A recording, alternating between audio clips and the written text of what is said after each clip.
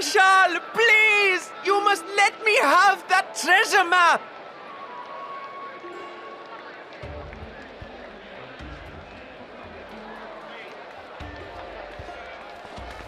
What's all this about? My mother and father were slaughtered by monsters. My baby sister, still too young to fend for herself. Can you spare us no kindness? So, you hope to find your fortune? And what? You expect me to surrender my wares for pity's sake? What have you to offer in payment?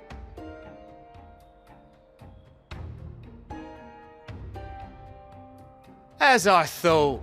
Come back when you've more than rags to your name.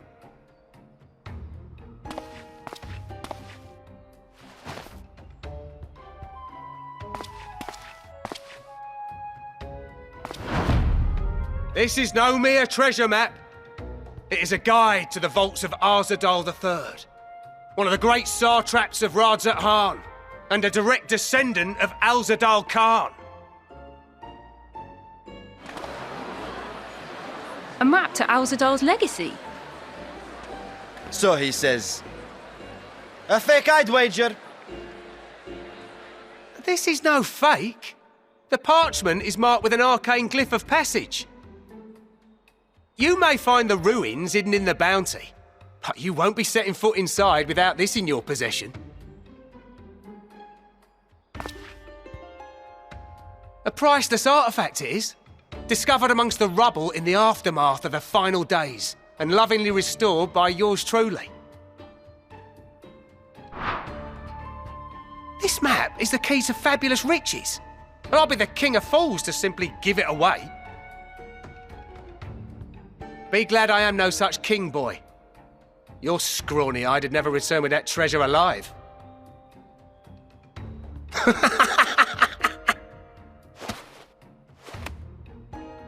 Oh, cruel fate! Why must you tempt me with wealth I am powerless to claim? How I shall envy the one who purchases that precious map! Whatever they pay will be but pittance against the golden hoard they stand to uncover.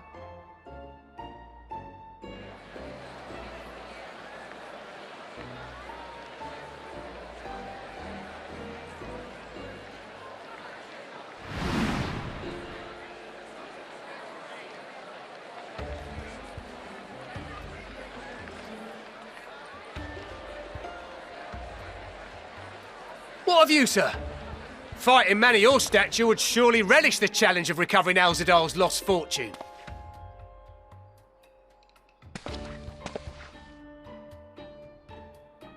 A fortune, you say?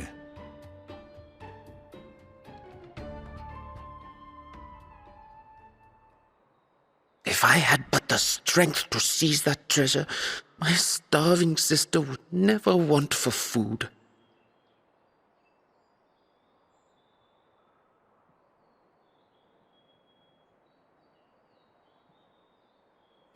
I'll take it. Will this cover the price?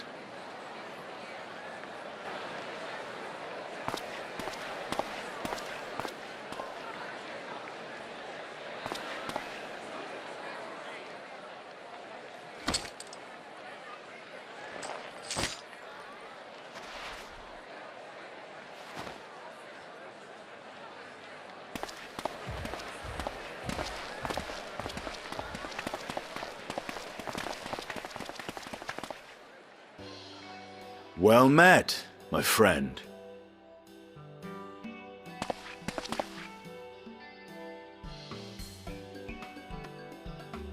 Someone is dressed for adventure.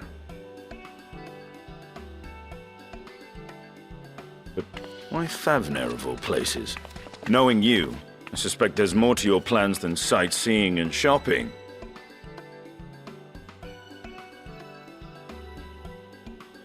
Ruins beneath the bounty. Curious. And here I've acquired a map to just such a site.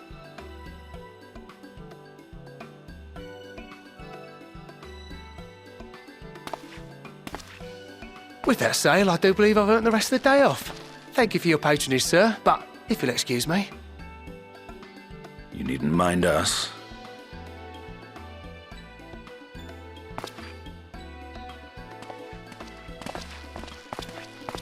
And now I fleece one of the heroes of the final days. Pray the sisters were looking elsewhere.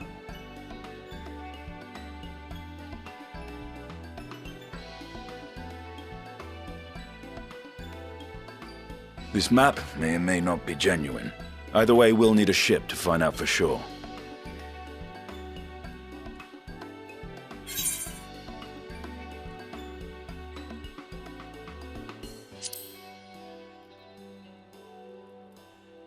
Lest you misunderstand, I seek the treasure not for myself. If such a fortune truly exists, then it could help ease the struggles of those who lost their loved ones in the final days. I hope to do for Thavnir what you and Alphinaud did for the Alamegans when you recovered the Mad King's trove.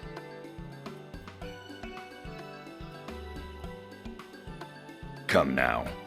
You know Alphinaud needs little encouragement when it comes to recounting the tales of your shared exploits.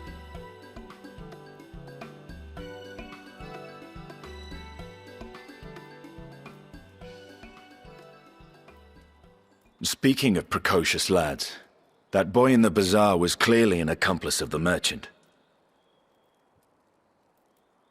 Suppose his role was to draw the attention of the crowd and add weight to the merchant's bold claims.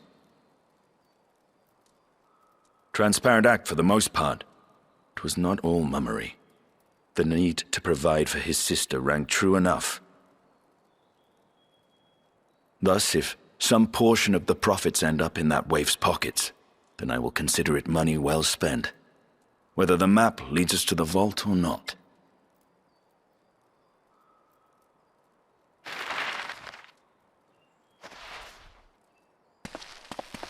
You are coming along, yes?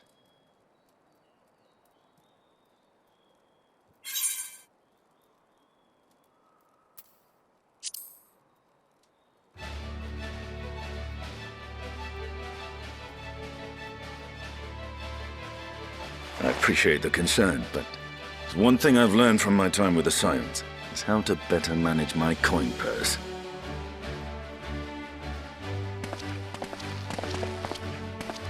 Now, let's see about securing a vessel.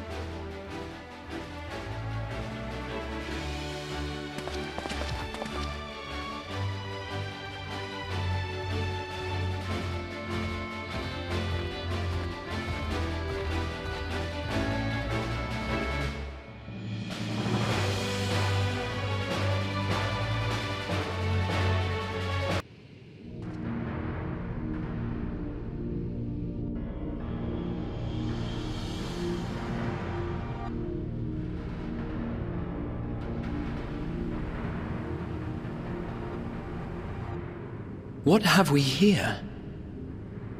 'Tis not unlike a Hunnish alchemical furnace in design. Well, there is one way we might find out.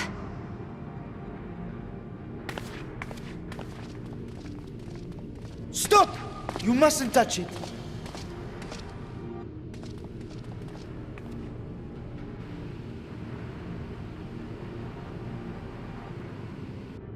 Vritra! Oh, my apologies. Should I continue calling you Varshan? You may address me as you wish. My nature is no longer a secret. Still, this is not a setting I imagined for our union. Surely you've not entered these ruins as common looters.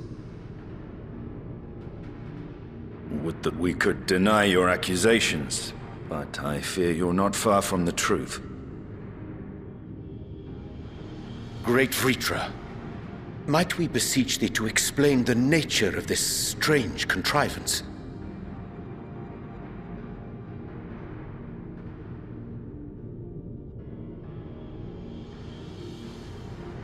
It was crafted by our alchemists at my behest, for the purpose of sealing something away.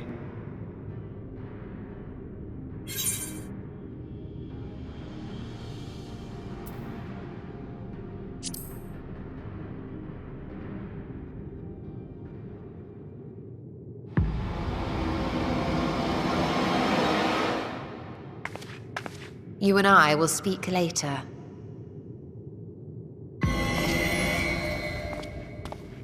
Not the time for frivolity, my friend. Not the time.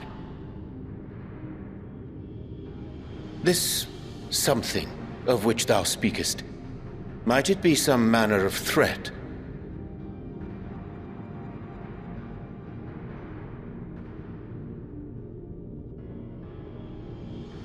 Perhaps I should simply show you.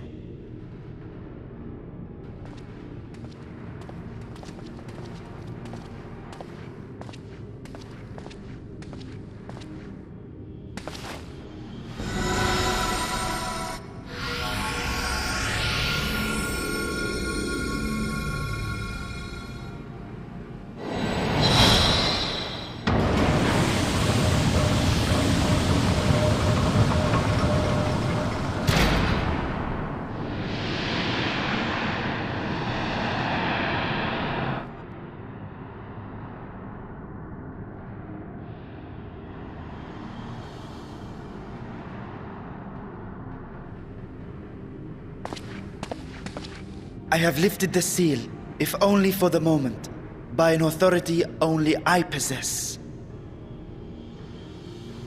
A planar fissure? No, my friend. Small though it may be, this is a functioning gate into the void.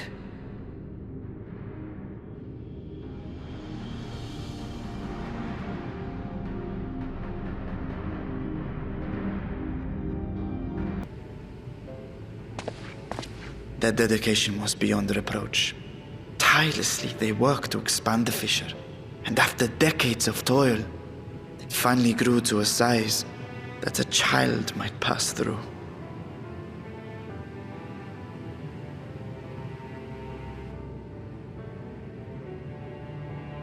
Not long ago, you told us that you called out to your kin, that Ashdaya's answer was silence.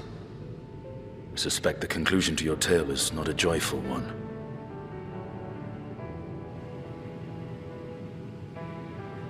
With hope in my heart, I used the simulacrum to cross the threshold. But no, I did not find her. What I found was a host of voidsent, clamoring around the opening they had sensed. 'Twas but a moment, but enough. I had no choice but to retreat and allow the portal to contract once more. The gate was a threat to your people. You had to decide between endangering Razathan and abandoning your sister. And you chose the latter. 'Twas not that thy siblings scorned thy call. 'Twas that she was trapped beyond a barrier through which neither roar nor dragon may pass.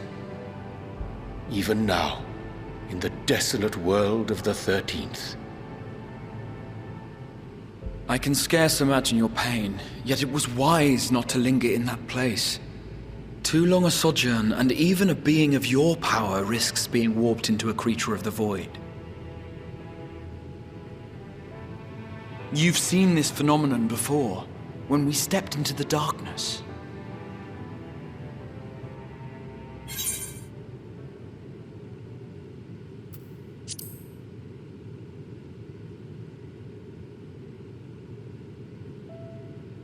Turned purple? Well, yes. His wounds had allowed the void's corruption to enter his body and twist his ether. Had it been allowed to progress much longer, I presume he would have been fully transformed. Then there is little hope for Ashdaya. Ah, no. I hadn't meant to. I speak only of possibilities. The scales of the First Brood are extraordinarily resistant to ethereal fluctuations. They are the protective talisman's core components after all, and even the corruption I described would struggle to overcome. Of course. With the warding scale in one's possession, one could conceivably survive a stay in the 13th without being warped by its energies.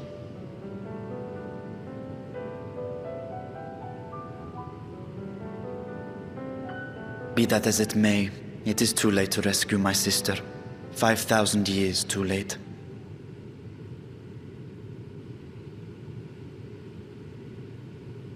And now countless others look to me for guidance and protection.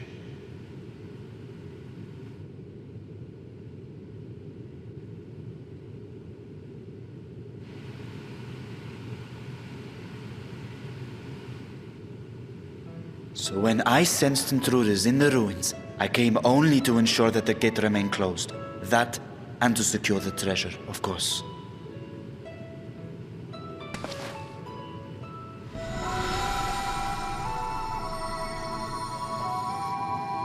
I wish only to forget the rest.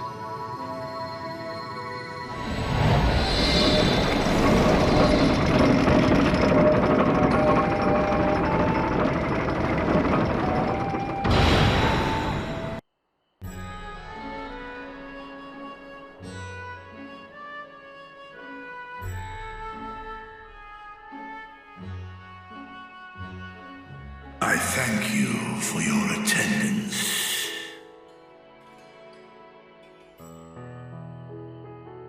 The riches the Radiant Host have retrieved were hoarded in Alzadal's name.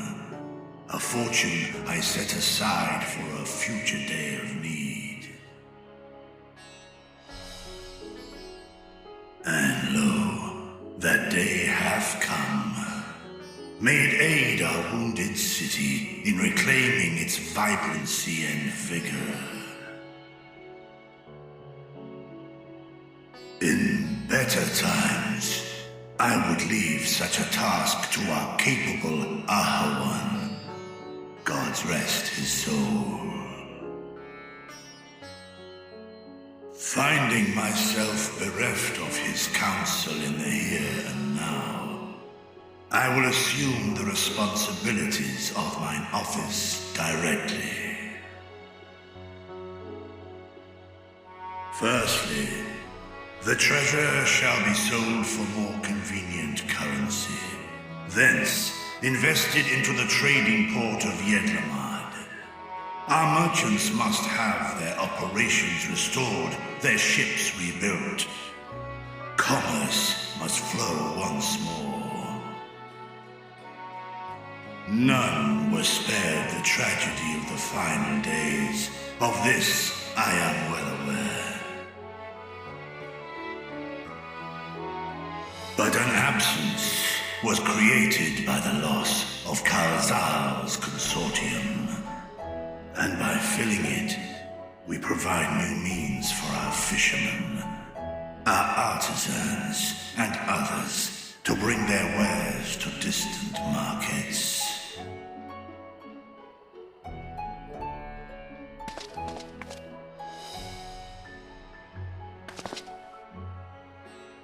And what of the children who were left without family to care for them? That is a concern which weigheth heavily upon my mind. A simple gift of coin will soon be exhausted, leaving these young souls adrift on the fringes of our society. Nay, a proper solution is needed, one which doth guarantee their welfare for years to come. Thou hast surely seen how other nations rise to meet this challenge, adventurer. What dost thou deem the wisest course?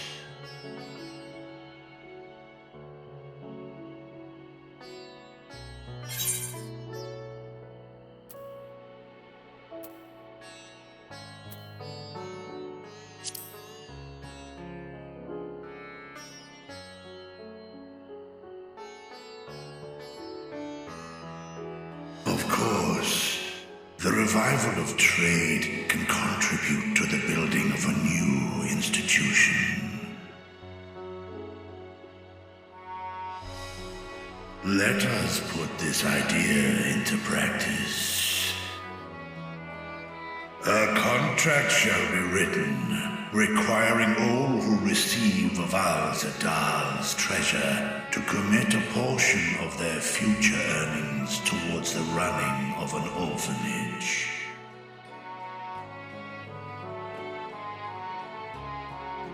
Now, such an influential policy is deserving of a worthy name.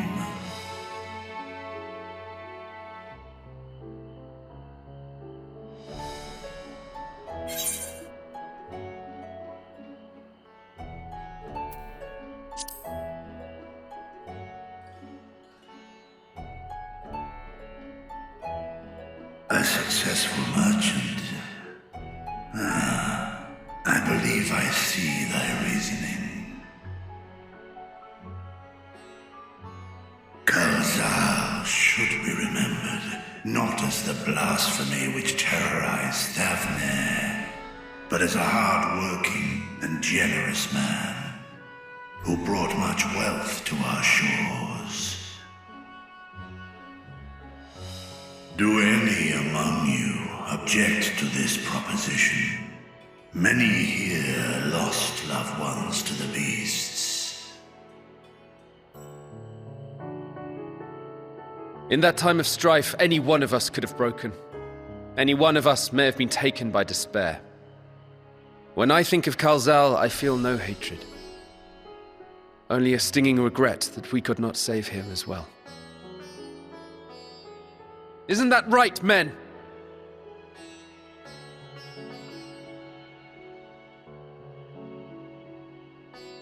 This bodes well for that boy. Mirad, was it? Perhaps he can cut ties with that shady peddler.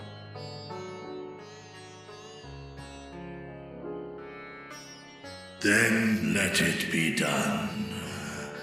Henceforth, this initiative shall be known as the Kalzal Foundation. Nabdeen, thou art to assemble a patrol and ensure that no child in this city liveth in squalor.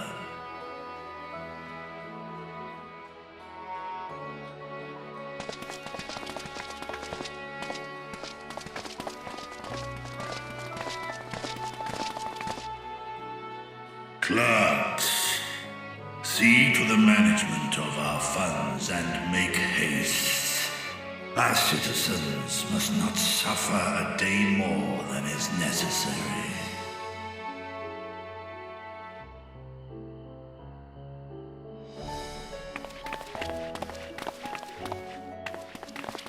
Dragon and man, side by side in pursuit of a brighter morrow. I'm reminded of Ishgard.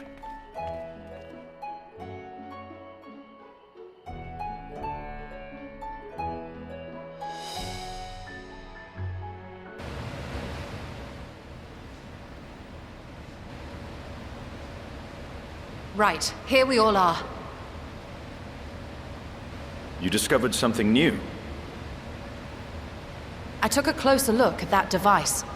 I was able to determine how it keeps the Void Gate sealed, but not how it might instead be employed to expand the opening. For that, I would need to reference the technique developed by Vritra's alchemists, no records of which appear to have survived the intervening years.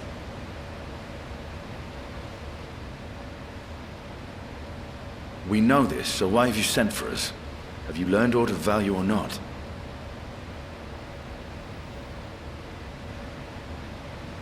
Patience, good sir.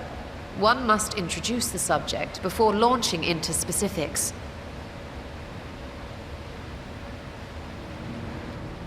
From what we understand, travel between worlds is accomplished by passing through the nebulous rift which exists between them. Picture, if you will, the moment you were called to the first.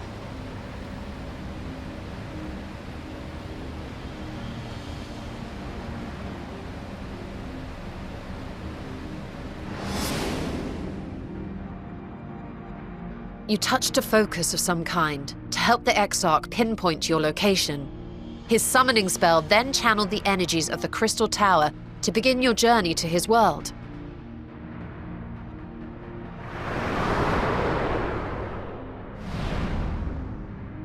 the magics tore a hole in the wall separating source and shard, and cast you into the intervening nothingness.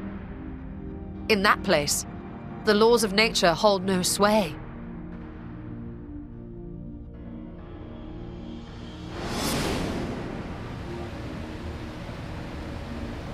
Yet even through this realm of temporal and spatial instability, you were borne safely to your destination in the first.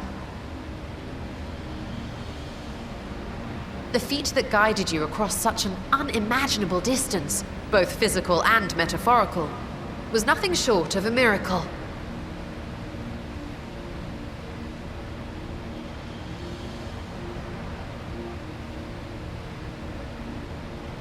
Then what of the many Voidsent found in the source? Who guides them here, and how? An excellent question. Though there are several methods by which the Void's denizens might intrude upon our world, the rituals of summoning are the most typical. For example, let us consider the Gargoyle, a creature of middling power.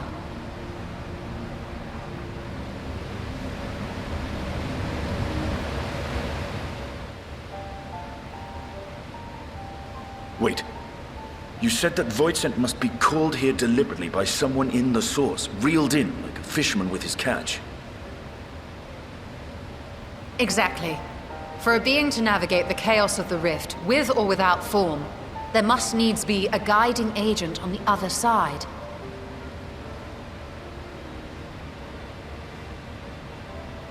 When the hordes poured forth from Alag's Great Gate, it was the technologists who drew them through. Though to my knowledge, planar fissures are in essence natural passages between our world and the Void, which require no such guidance to traverse. Why is only the boundary between the Source and the 13th so fragile? So much so that it often tears open of its own accord. I believe solving that mystery is key to understanding travel between the Source and its reflections. And how do you intend to get your answers? No. The danger is too great.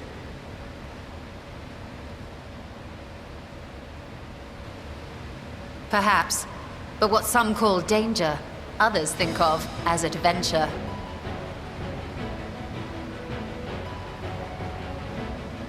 Were you not listening to my tale? Never mind that the means to expand the gate has been lost to the ages. Even could you force the portal wide enough, you would be greeted by an army of murderous horrors the very instant you step through.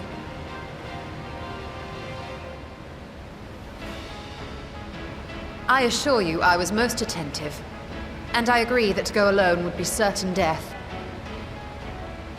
But if I were to bring along one who has already braved the 13th and humbled the cloud of darkness, well, I imagine my chances would be much improved.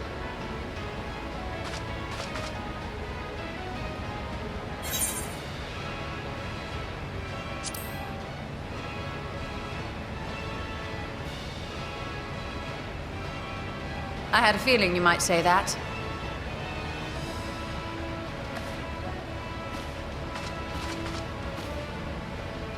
Once again, I put my life in your ever-reliable hands. That said, as much as I would like to march straight back to the Void Gate, there is the small matter of being unable to open it without the Satrap's personal authority.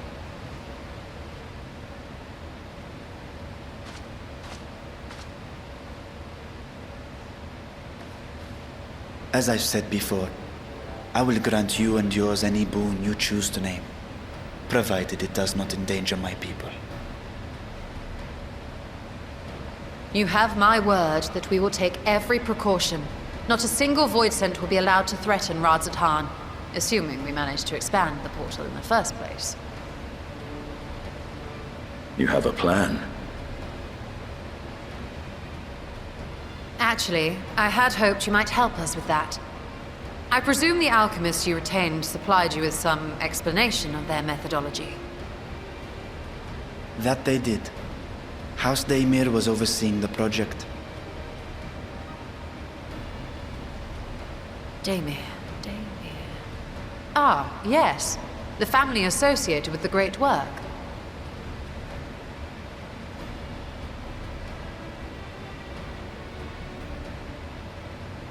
I did not fully comprehend the theory, but their research began with a void scent which had slipped through the fissure. After a thorough examination, they created an arcane simulacrum possessed of similar qualities. A man-made void scent, if you will. It was apparently indispensable in their efforts to enlarge the gate. A man-made void scent?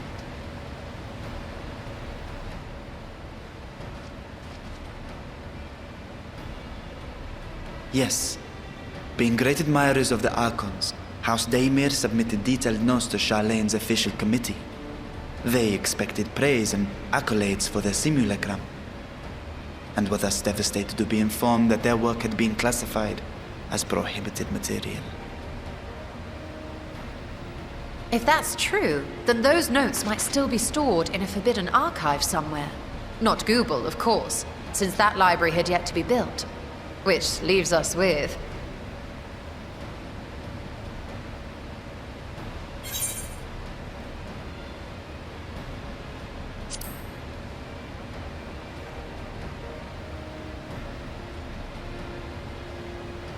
Yes, it may very well hold a copy. In which case, I say we head directly to Charlene.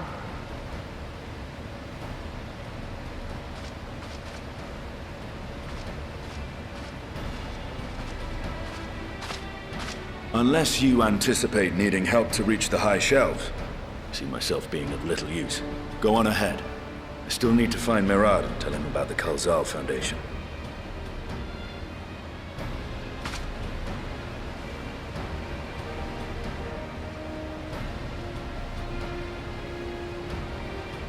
Let us be on our way as well.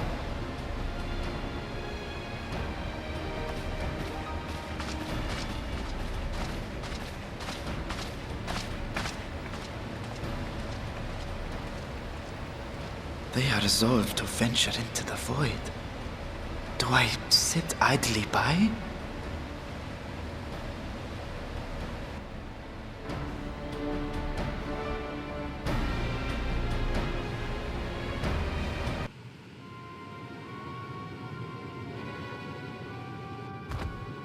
The ruins alone were impressive enough, but I never dreamed such a treasure lay hidden in the depths of the bounty. It may have been helpful to know this device existed, Your Excellency. My apologies. The gate was a secret I shared with none but my closest advisors. I feared for what might happen should those with ill intentions learn of its existence.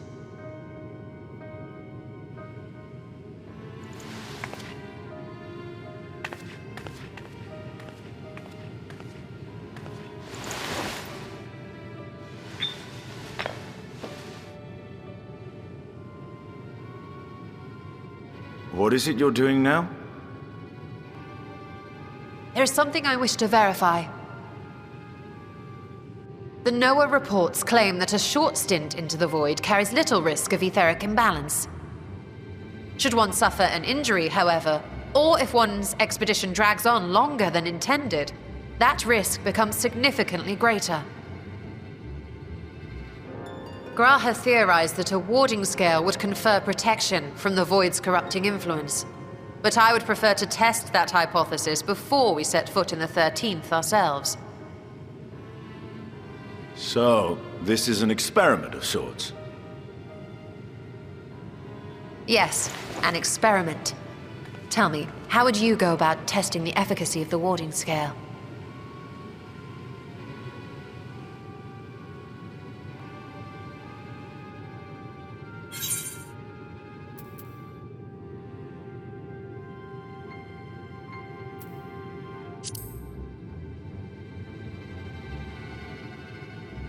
What? Why are you looking at me like that?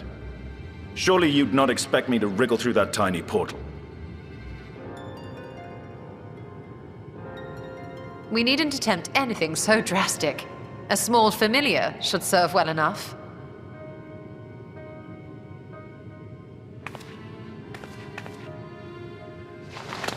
Now, a lowly imp can navigate a fissure, no matter how narrow.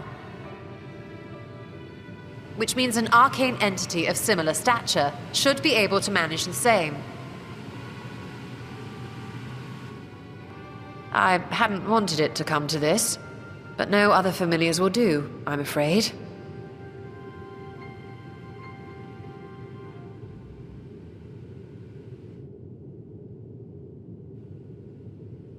I mislike the sound of that. What manner of fiend does she mean to summon? From ocean rise and cloudbank form, from mountain spring and rainfall storm, from river flow and life be born.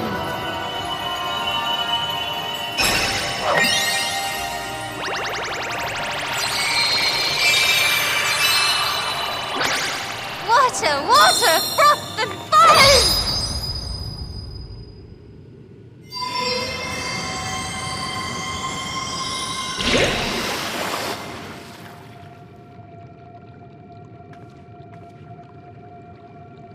Ready your arms.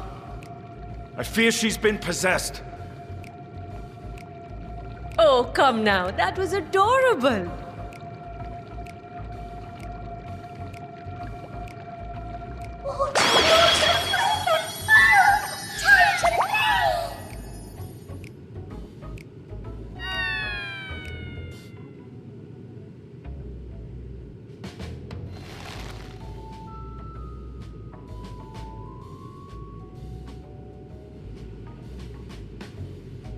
Though not my first choice.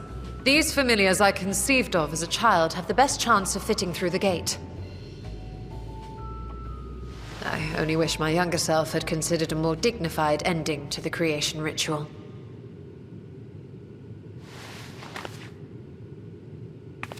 In any case, these two should serve as well. This one will bear a warding scale.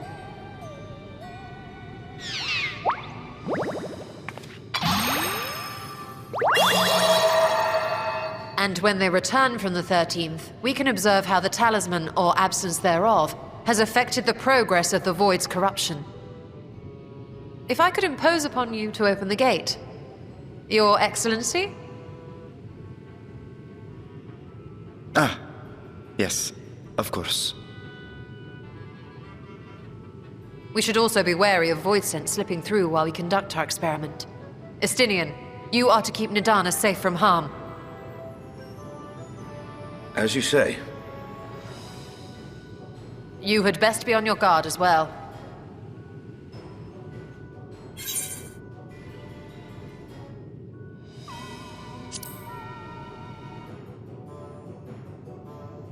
And we are glad for it. Let us begin, shall we?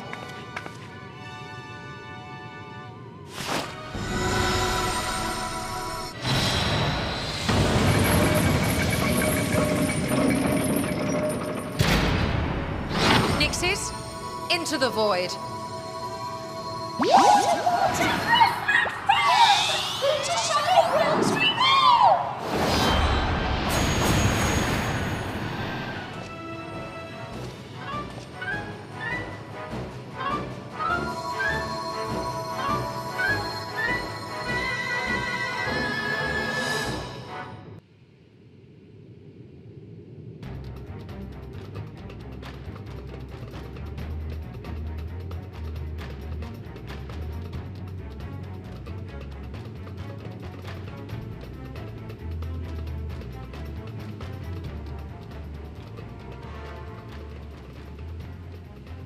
I think we've waited long enough.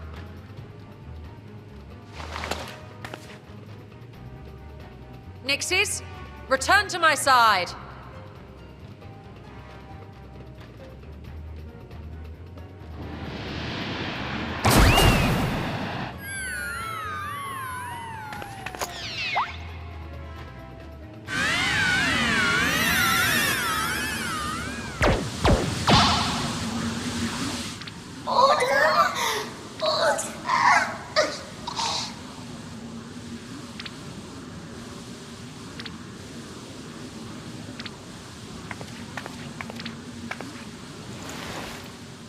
Thank you, little one.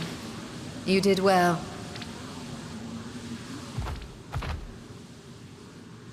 Oh, the poor thing.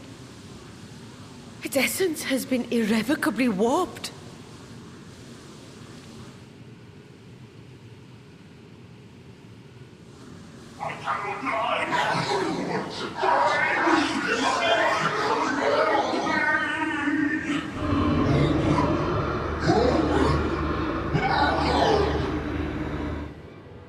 We're out of time! I must reseal the Void Gate.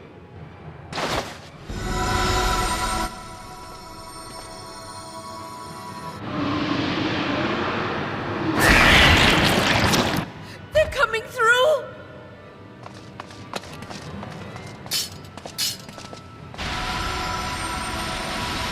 In the name of Alzadal III, I bar this door unto the void!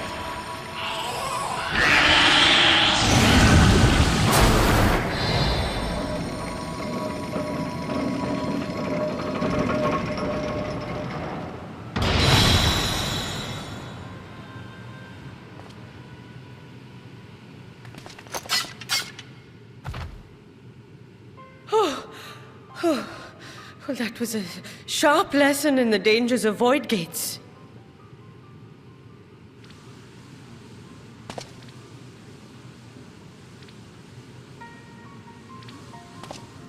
And what of our experiment? I'd say the results speak for themselves.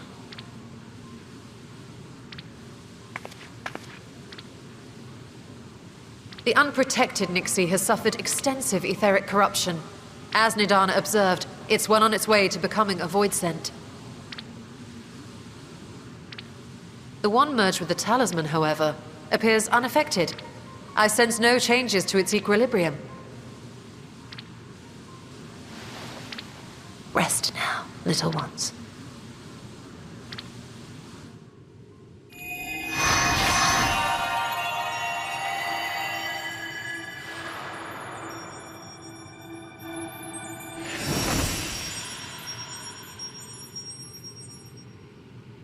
Graha's theory was correct, then.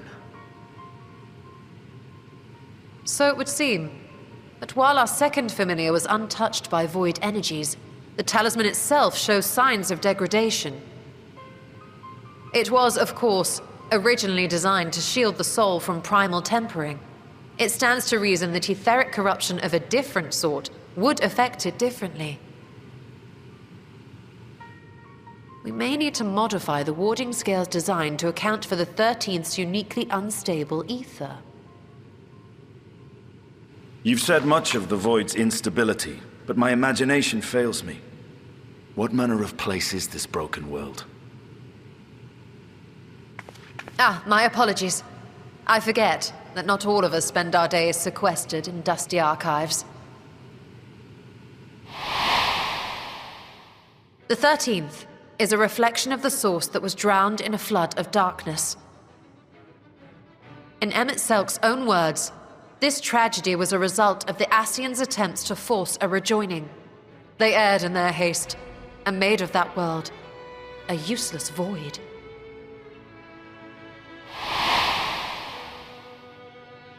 You remember Una Kalhai, the unusual child we met during our troubles with the Warring Triad. He explained the fate of the 13th thus. The champions of that ill-fated world used a stone known as Auracite to contain the power of primals. But those self-same heroes were gradually corrupted by the Auracite's bleeding energies, transforming into fiends with an endless hunger for ether.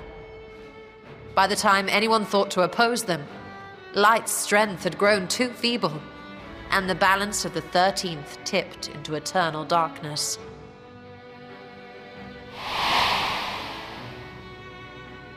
It was Elidibus, as I recall, who rescued Una Kalhai's spirit from his final battlefield. But I wonder if there were others whom the emissary saved from oblivion.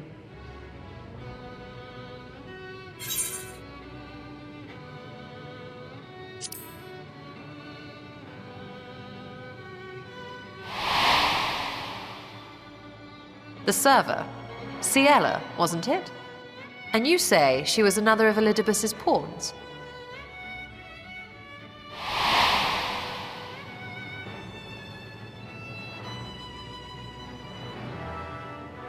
I see. So Ciela, or rather Silva, was beguiled by the same dreams of heroism as Unakalhai. And what of your own experience? Will you tell us of what you observed during Noah's expedition?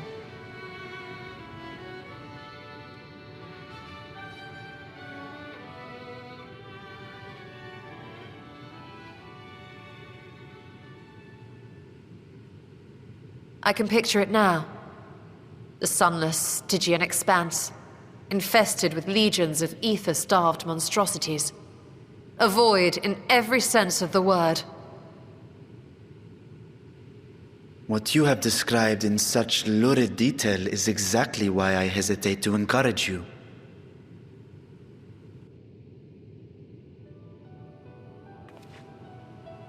Worry not, great Vritra. Our journey into the 13th is but the first leg of a longer voyage. A voyage that shall lead us to other reflections, to new mysteries and discoveries. And I mean to be there every step of the way.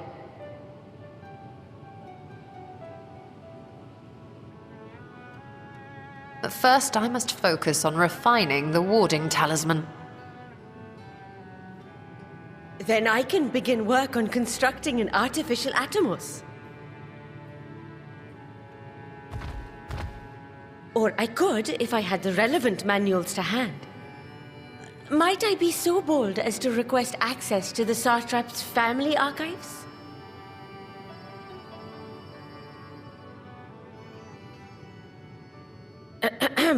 Your Excellency?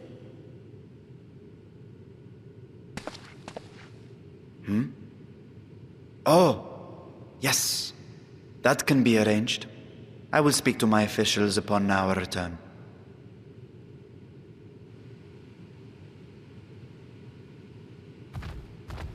We will see you back in the city then.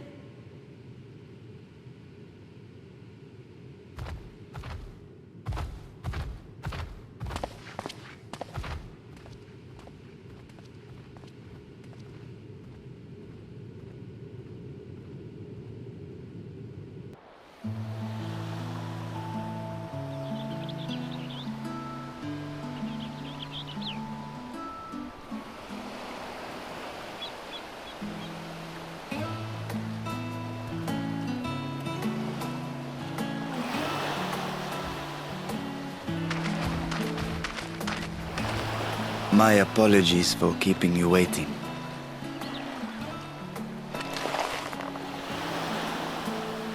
Vritra, I presume.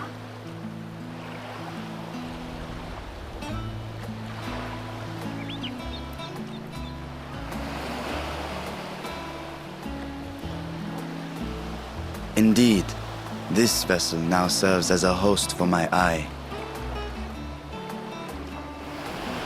I was aware that the alchemists were busy preparing something, but this... We couldn't well send you on such a perilous mission unprepared, Your Excellency.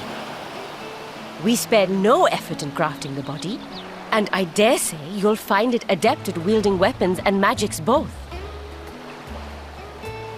'Twas our intent to present it to you sooner, but we could not bring ourselves to do so, knowing we could yet improve it further. Pray forgive us. There is naught to forgive. I am grateful for this fine vessel, and shall put it to good use.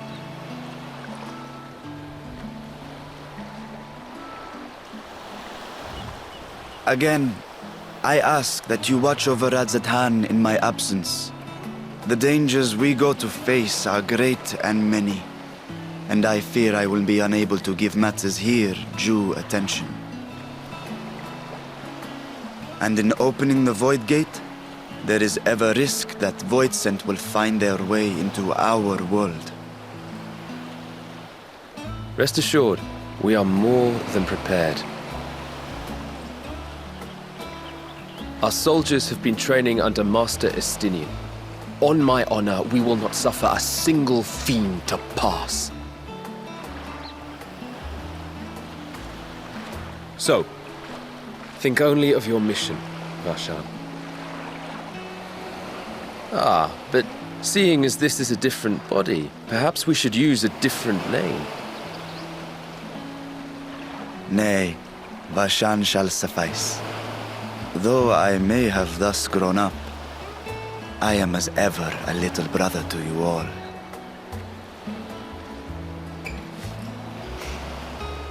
As you say, as you say. Go then, Varshan, and best of luck.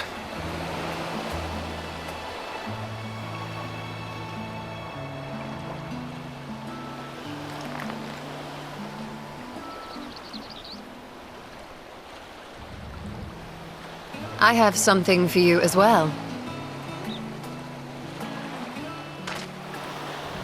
While you were gone, Urianger paid us a visit. As you may recall, he joined us on our foray into Alzadal's legacy, in part to conduct research for the Loporrits. Research they were delighted to receive, and which has already inspired them to consider new ways to improve their own treasure vault.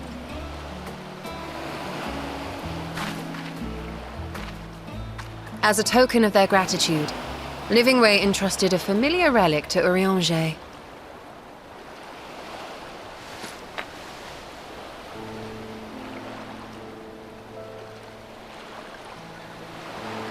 Aye, the crystal, which showed the way to Meteon. The Loporrits no longer have need of it, and thus saw fit to return it to us. Harboring the power of light, it could well aid us in our mission in the Void. And who better to bear Hydaelyn's gift than her chosen champion?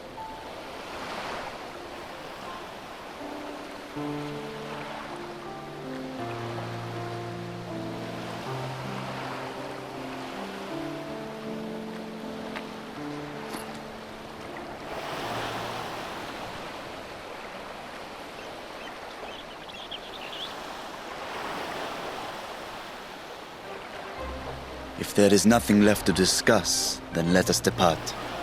Our boat awaits us in Akyali.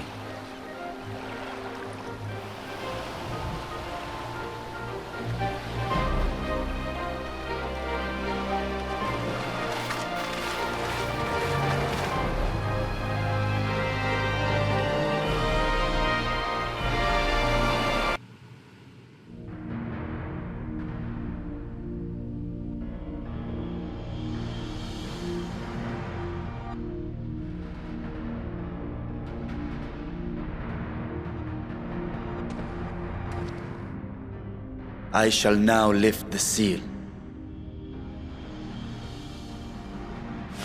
In the name of Alzadal III, I cast open this door unto the Void!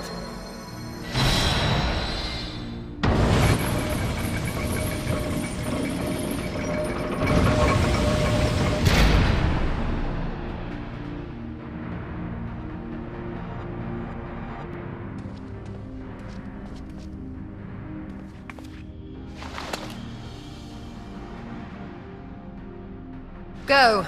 Absorb the Void Gate!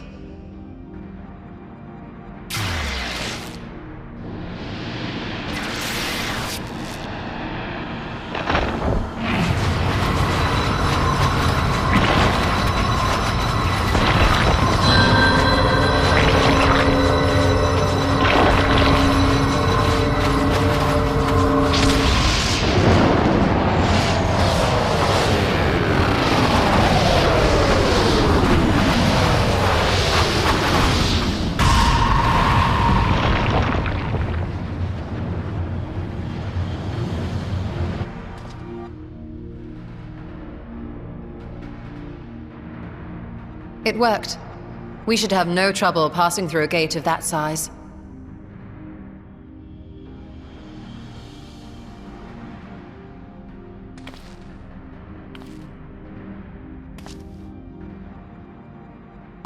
What can we expect to find after stepping through?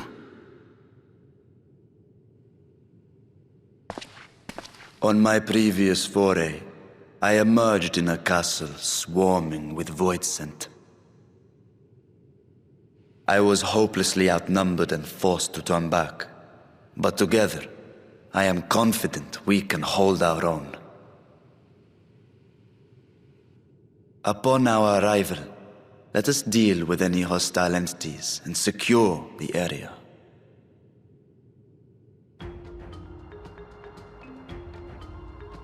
The command of our mission, I leave in your capable hands. In the event of battle, I shall adapt my tactics to complement your own. Should we require healing, I can provide it. 'Twould be a welcome change of pace from my recent havoc wreaking.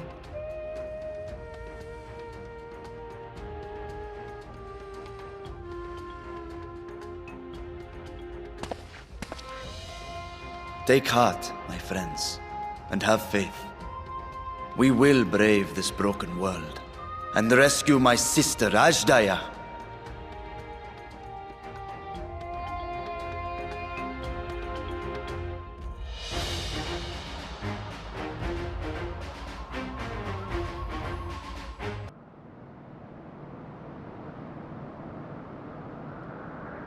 This Scarmalione, he knew the gate had opened. And not for the first time. He and his brethren must keep watch over the portal. As we do ours, but to unflinchingly consume our fellow voidsent. Like men, perhaps they form factions and fight amongst themselves. The question is, what will the minions do?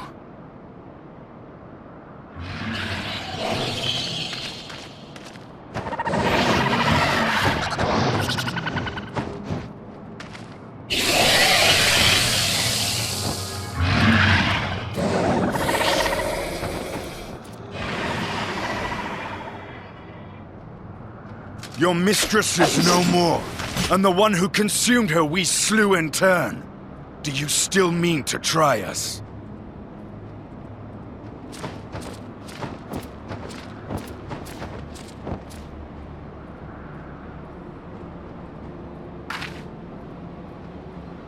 I expect some voidsent are more intelligent than others. Perhaps these ones simply do not understand our words. Even beasts ought to understand strength.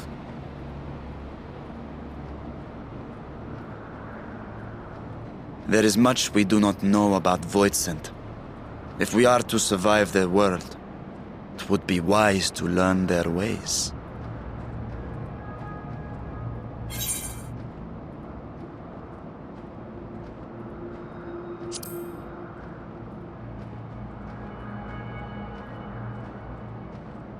Sage advice, my friend. 'Tis reassuring to have one so experienced with us.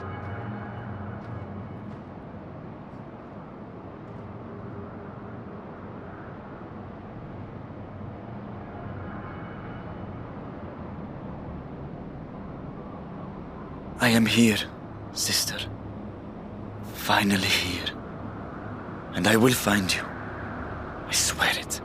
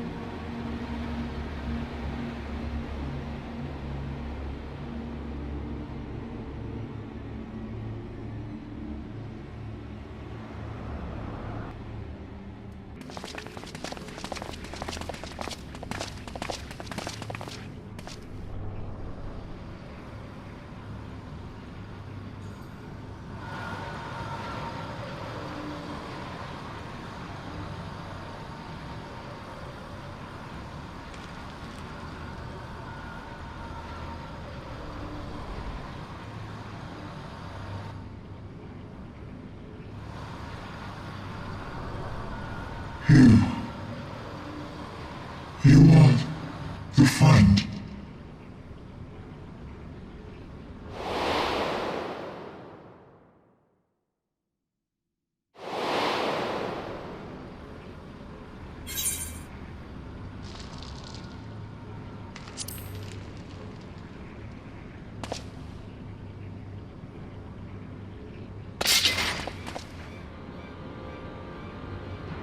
I see it now. The bottomless darkness. The insatiable hunger. The aura was present when we faced him in Garlemald. How did it come to be here? When Xenos died, its connection to the source was severed. It was forced to return to the void.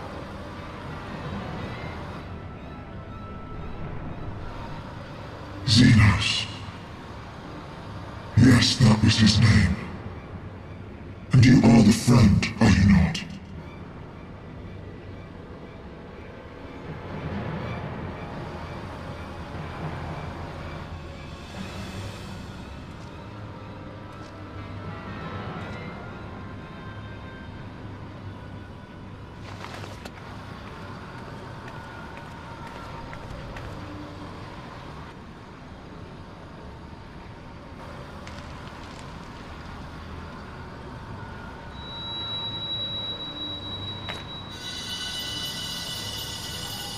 Is that Hydaelyn's crystal?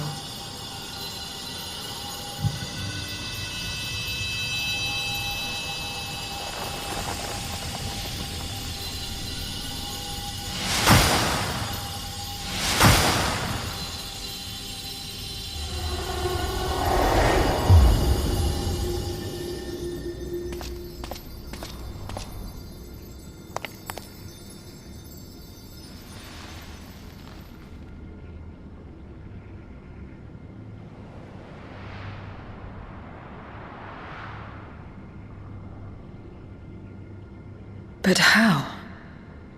The light just now, of course. And thus I am returned.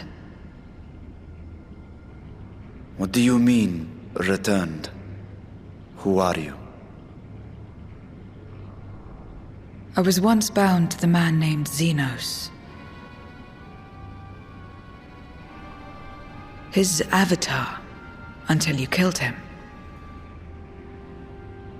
Avatar, as in the void-sent servants of Reapers. In the name of his hunt, Xenos took up that traditional Garlean art.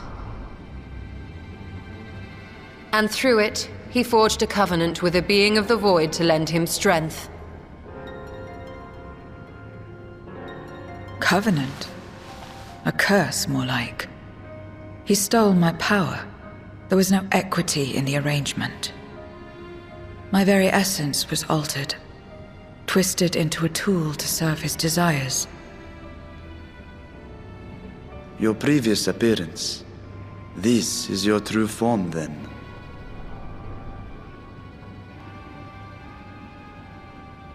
Perhaps, perhaps not. What does it matter? Indeed, it doesn't. Regardless of your form, you are a void sent by nature. So answer me this. Are you our enemy too? In this world, only a fool would attempt to devour a stronger being. And though it was as an avatar, I lost to you once, I have no desire to lose again.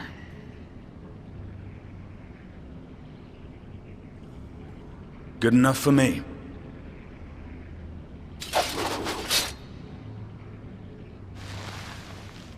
Now, you will answer me a question.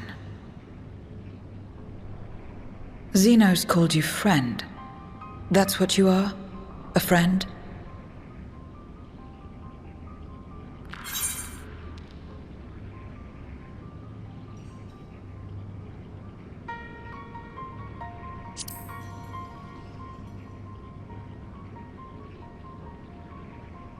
So, you're not a friend. Then... what is it? What is a friend?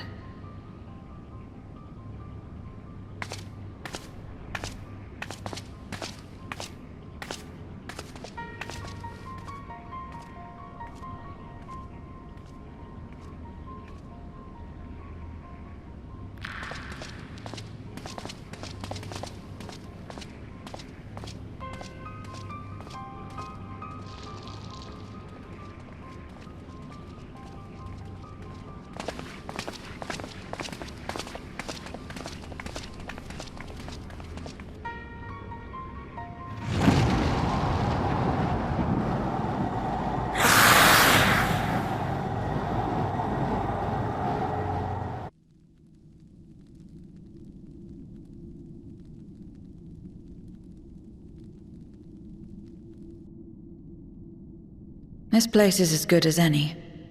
Let me have the ether now. Very well.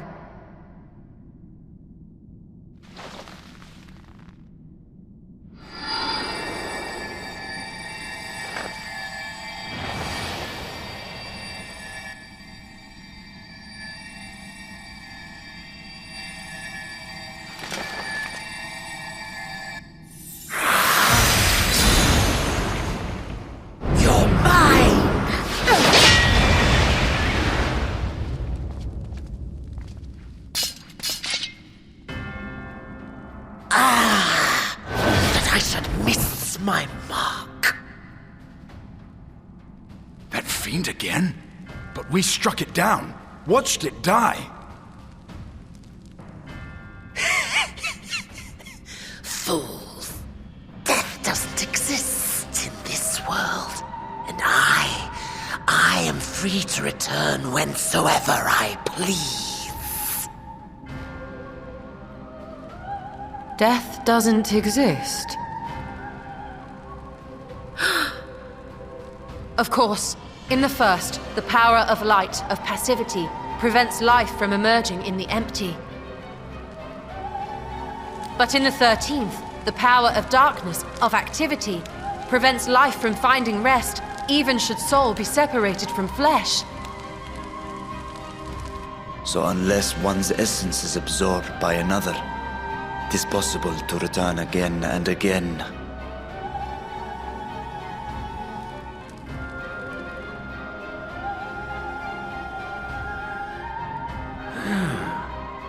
Your ether. It is reminiscent of that creature's. Ah, my mouth waters at the memory. What? I must devour you too. Yes, I must. Ye drifting souls, by my power be reborn!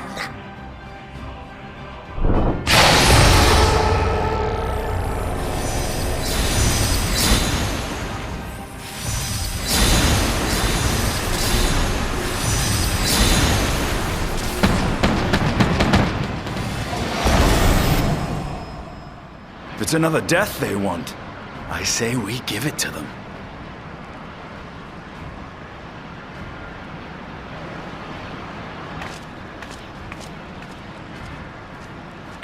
If you could lend us a hand, we'd be much obliged. That you would. But you already owe me a debt, and until you make good on it, I won't lift a finger.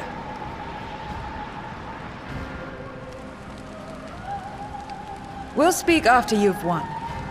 But know that if you lose, I'll help myself to your ether.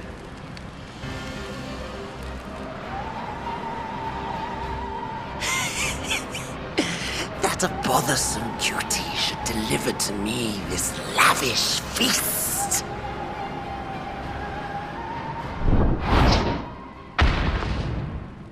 Come, struggle with all your might. It will make you that much richer and tastier.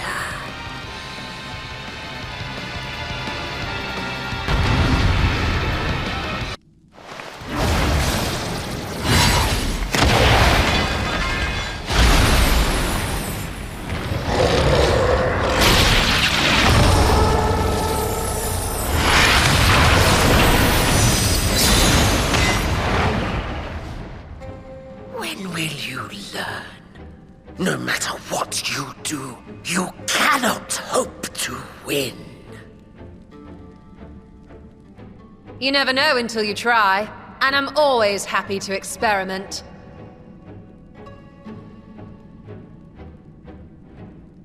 Zero! Is there no way to stop them from coming back?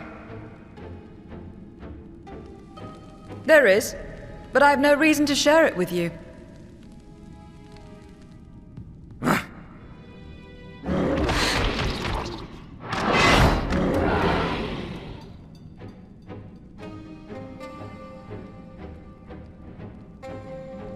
You know, Zero, you do owe us for one thing.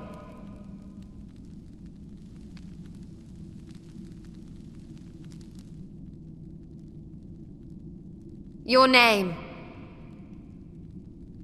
You'll have your promised ether, but we are owed compensation for your name.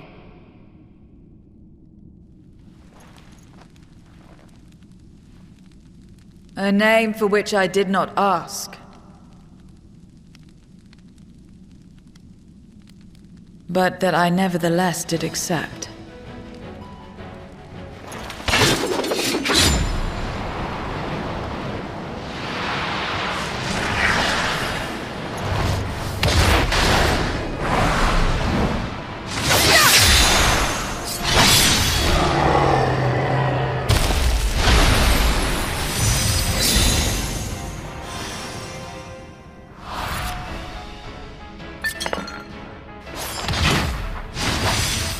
They've been crystallized. Well now, that's quite the trick.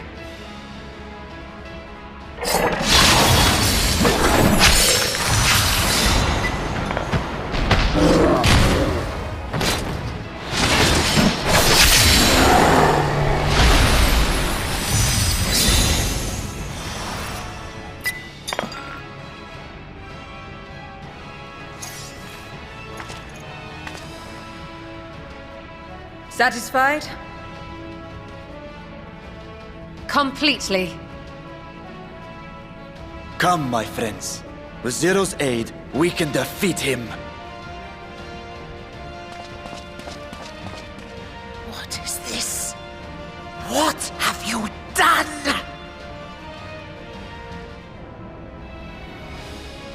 Now that I think on it, you owe me a debt as well.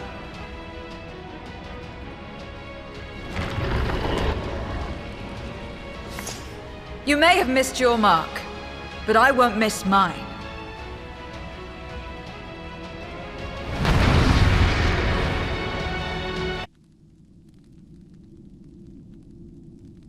Are you all right?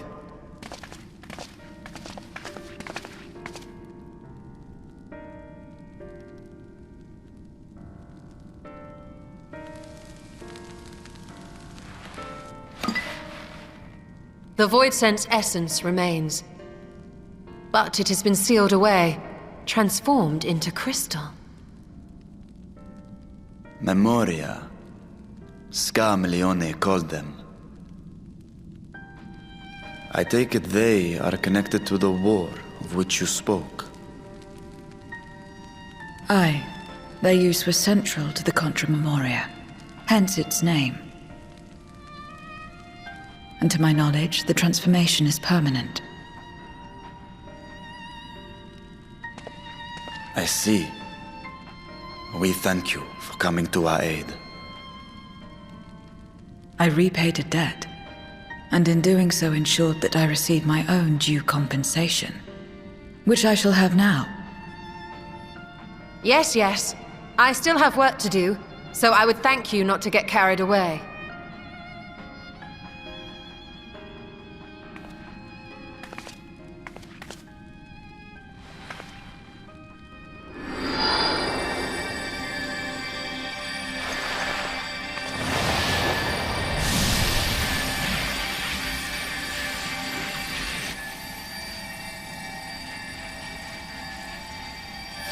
Ether is the coin of choice. I appreciate the simplicity.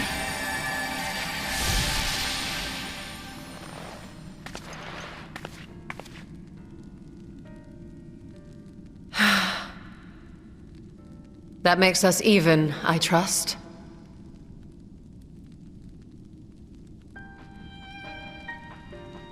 Right then.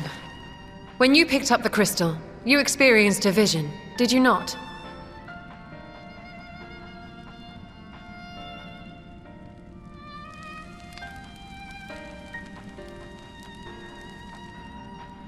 A dragon resembling a great worm.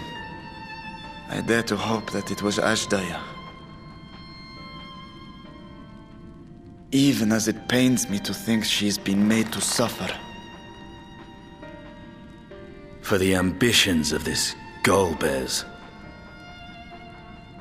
We've been given much to consider. Let us take a moment to review what we know.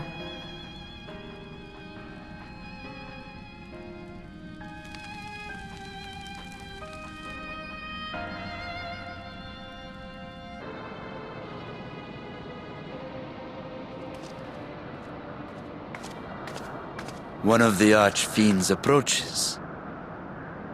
They must have been tracking our movements. She's here.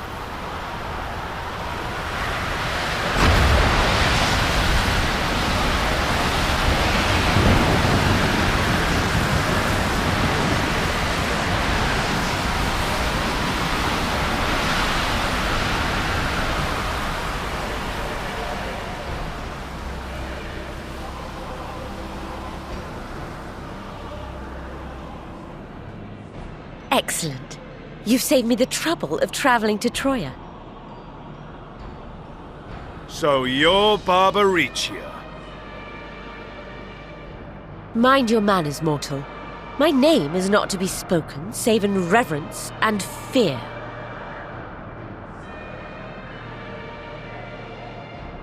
And what is this pitiful domain?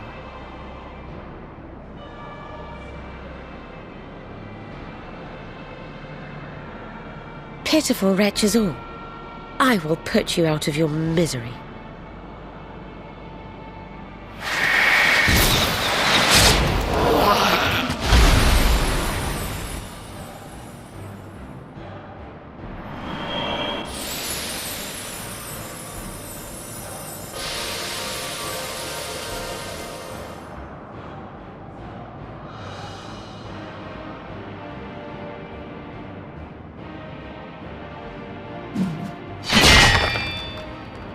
Alas, poor Scarmiglione, and good riddance.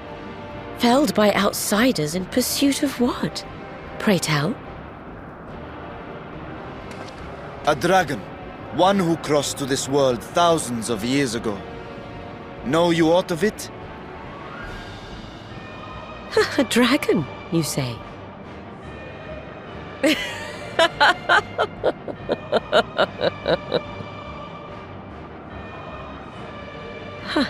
My Lord Golbez is more clever than I realized.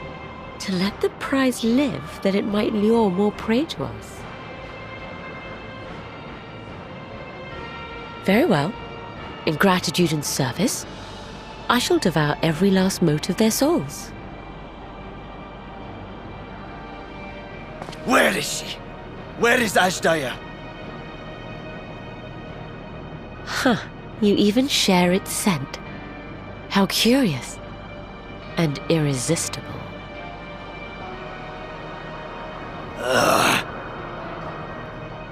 If you think us easy prey, you're wrong.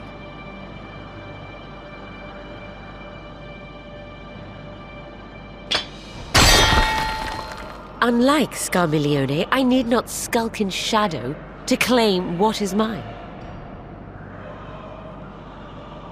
If you would know about the dragon you seek, then enter into my domain. You may flee instead if you wish, if the fate of the sorry lot here is of no concern to you.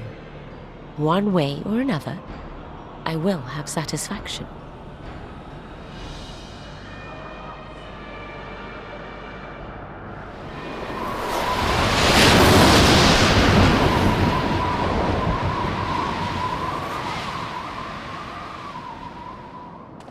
What's the plan, then?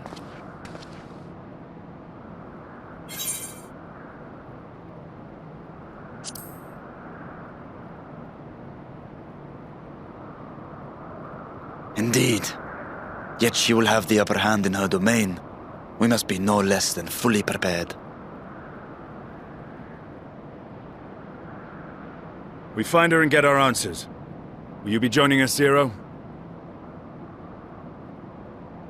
You may be easily goaded into accepting her challenge, but my curiosity is not so insatiable as to cloud my judgment. Nevertheless, if you are desperate for my aid, you know my price. I shall pay it. So long as you leave me strength enough to see my sister home, you may take as much as you wish. And lest you forget, mine is no ordinary ether. Barbaricia too recognized its potency.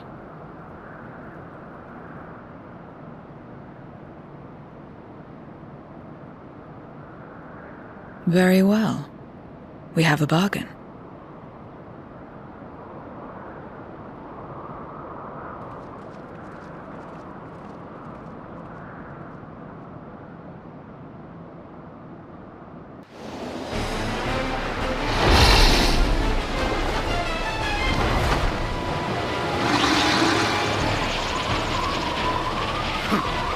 You're not the only ones who can ride the wind!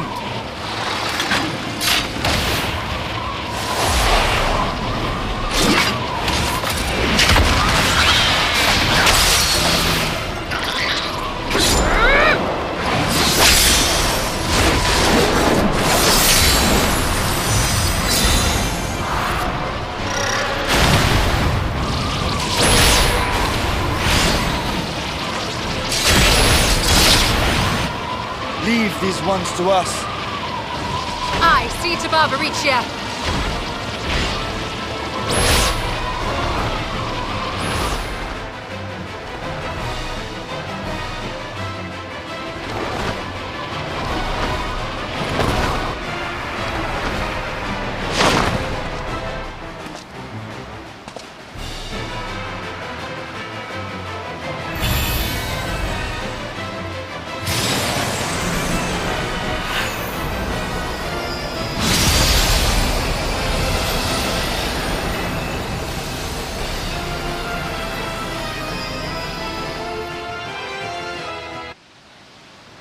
There's still time.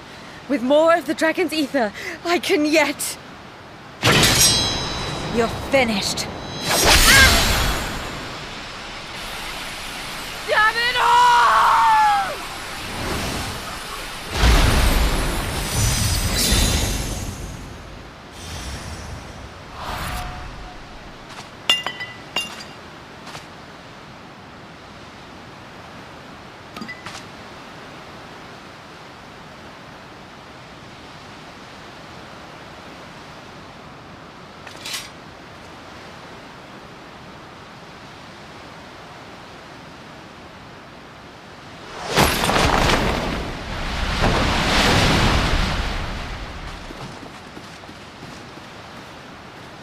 I see you've bested Barbaricia.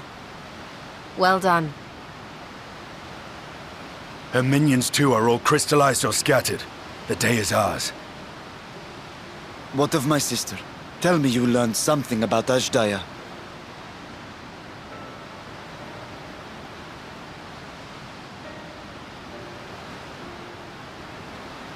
So the Archfiend and her crystal yielded not. Our efforts have not been entirely fruitless. We have deprived your sister's captor of another powerful champion. With Zero, we may yet challenge Golbez and his minions. Indeed. We could not have come this far without your aid. Thank you, Zero. I but fulfilled my part of the bargain. And now I will have my...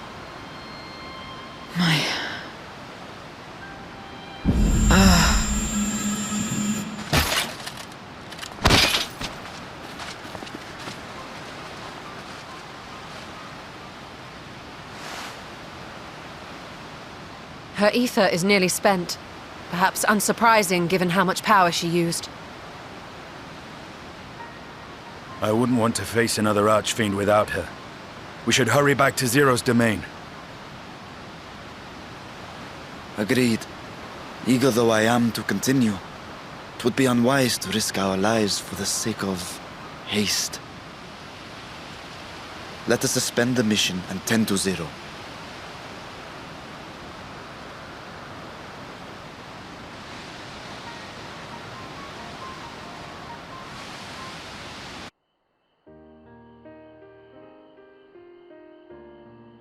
Our mission took many an unexpected turn. I am relieved that we have all returned safely. But before you all enjoy the rest you have earned 12 times over, I would consult you on one last matter. Zero.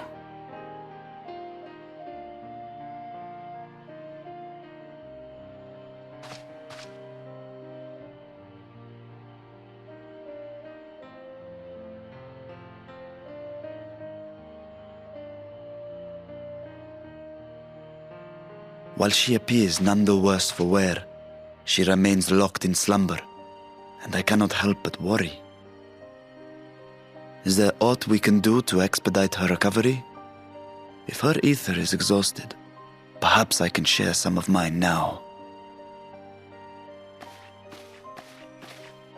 In the wastelands of the 13th, one can only replenish ether by taking it from others, be it by trade or by force. In contrast, the source is rich in ambient ether. Simply being here and drawing breath, Zero will absorb what she needs. Then we need but wait? I believe so. She will awaken in time, and when she does, give her something to eat. Judging by her form, she should also be able to derive nourishment from food. I know you promised her your ether, but perhaps she might appreciate fine Harnish cuisine more. Food can certainly be arranged.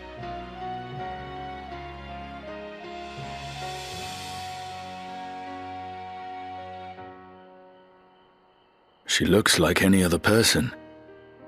Unsurprising, perhaps, given that she is only part void sent.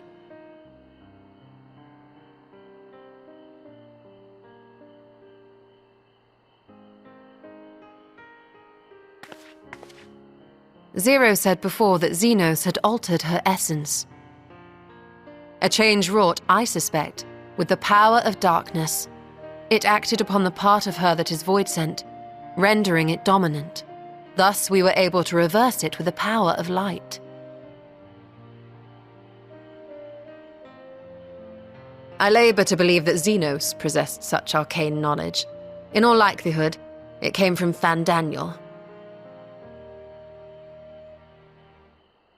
Were Zero wholly void sent, I doubt the crystal would have had an effect on her.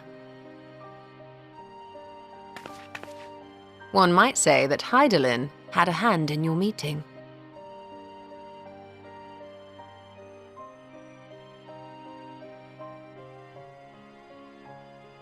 'Tis no exaggeration to say that Zero has proven herself invaluable. A boon from Hydaelyn herself. Her cooperation may come at a price, but whatever it is, I am willing to pay it. Exhausting though it may be at times.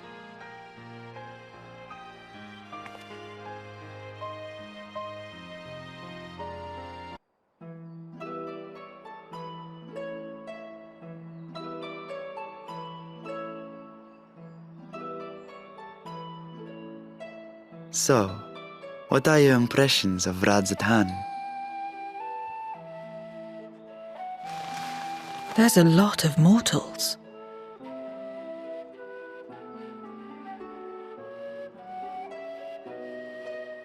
Considering your origin, I can see why that might be your first observation.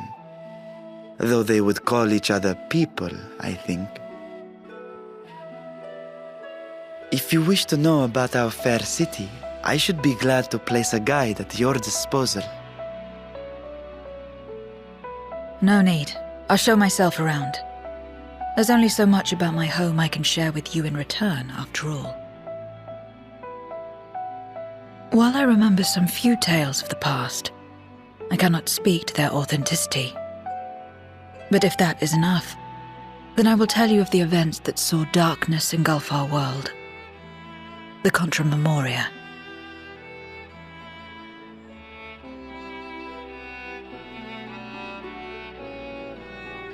We are all ears. Please.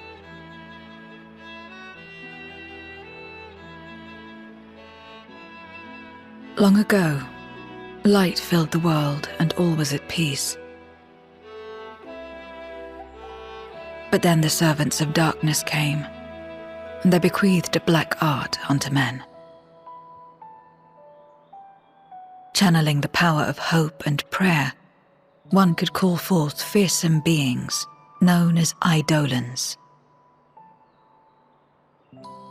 The Ascians. And these Eidolons are surely primals.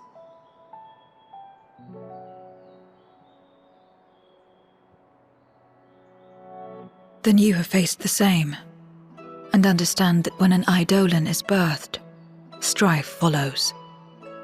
And in such strife, the weak are the first to suffer.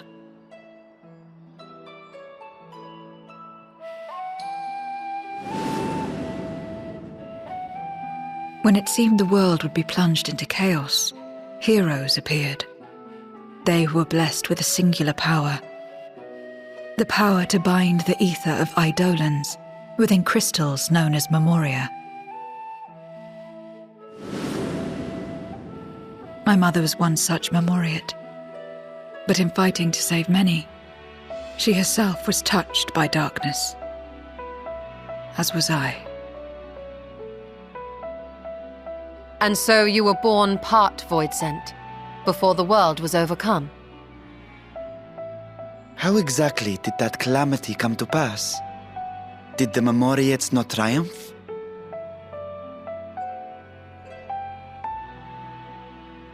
They did.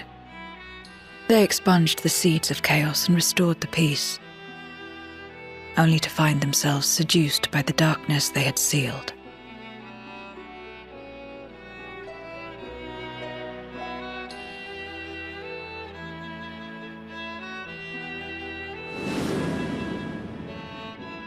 They spread the taint, transforming men into monsters, what you call Void Sent, and raised armies to wage new wars. Not the first to be corrupted by power, nor the last. Some defied temptation and held fast to the light. My mother and I among them. For years and years we fought, but it was not enough. And when our strength was spent, our bulwarks broken, so too was the world.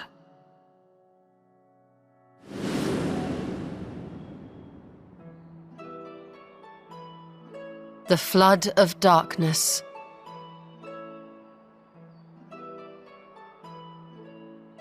The stars faded from the heavens as a pall black as pitch enveloped creation. Darkness raged unchecked, rending the very walls of reality. I was cast into the rift, and there trapped for what felt like an eternity. Until I came upon a crack. Tiny, infinitesimal, but enough for me to squeeze through. And find my world changed beyond recognition, into the lightless waste you saw. So that is how you were able to escape becoming a Void Sent in full. I suppose I should consider myself fortunate. Were I like most others, I wouldn't have lasted a day before being devoured. We, the lost, are better equipped to survive in a lost world.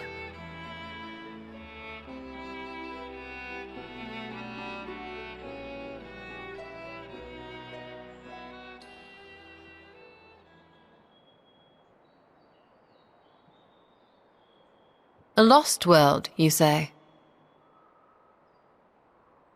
I wouldn't be so sure. The 13th is still there, is it not? What are you getting at?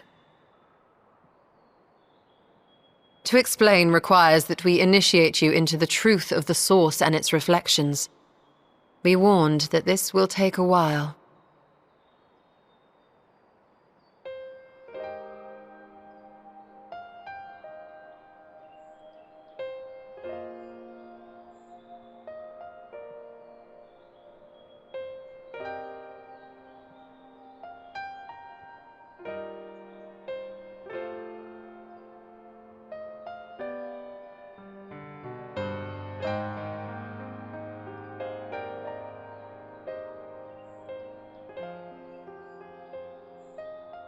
Then, unlike the worlds that have been rejoined, mine still... The Oracle of Light prevented the first from being completely overcome. So the situation may not be completely identical to that of your 13th. But the fact remains that we were able to restore a measure of balance to a world brought to the brink of destruction. After which, some intrepid young souls succeeded in restoring life back to lands thought lost to light. Which gives me cause to hope the day may yet come when life springs forth anew in the 13th.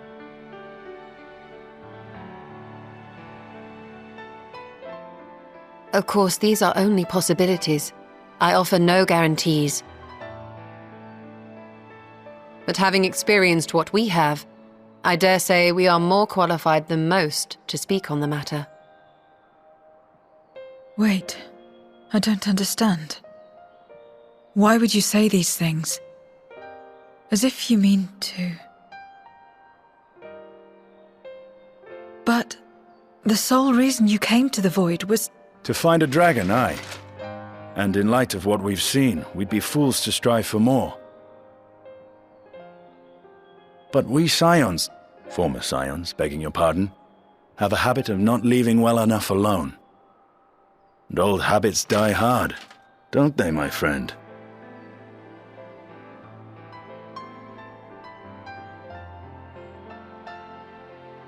Restoring the light would serve our efforts to find and free Ashdaya. There is no reason not to try.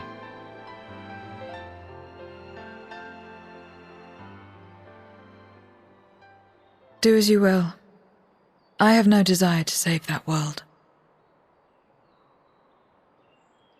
Be that as it may, we will have need of your power when next we face Voidsent.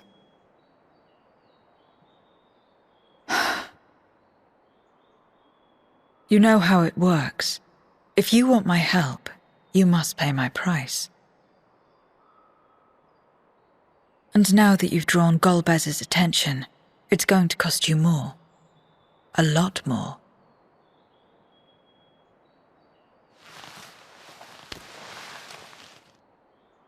I will consider this a deposit.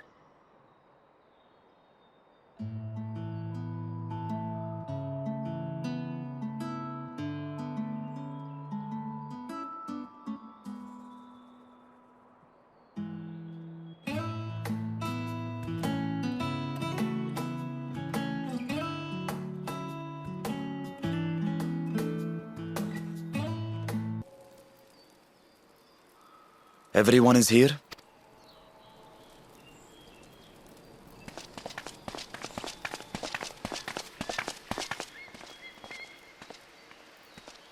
What is it?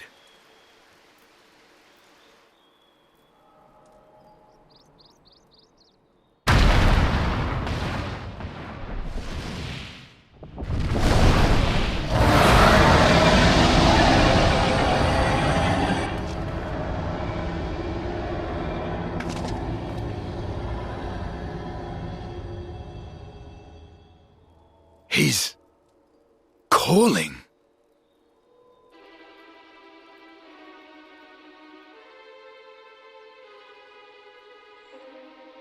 What is the meaning of this? Unless I'm mistaken, that was intended for one of your kin. Who? It was for the briefest of moments, but I felt her. Ashdaya.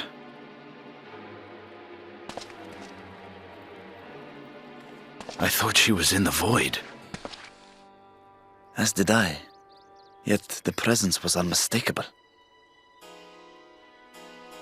Thus did I call out, only for it to fade and vanish. Perhaps she crossed over to the source, then immediately turned back. I do not know. Could she have found a way home? The how of it aside, if she was indeed in the source, there may be clues where she came through that could lead us back to her. Where exactly was it that you felt her presence? Far to the north. That was all I could discern. The north, you say? Beyond the bounty? Garlemald? As good a place to start as any. My apologies, Zero, but your return to the Void will have to wait. I told you before that I have no reason to go back there. Do as you will. All right. I presume you wish to stay here in Radzat-Han until we return?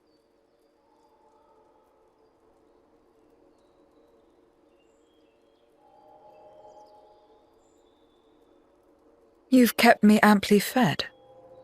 I wouldn't be averse to helping you on your search.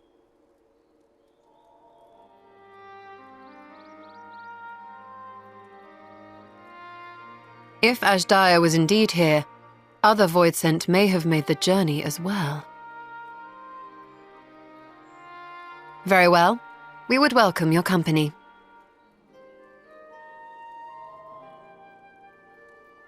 If it's decided, then I'll contact our associates in Garlemald.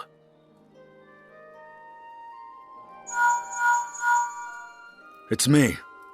Still talking everyone's ears off, I trust? Understood.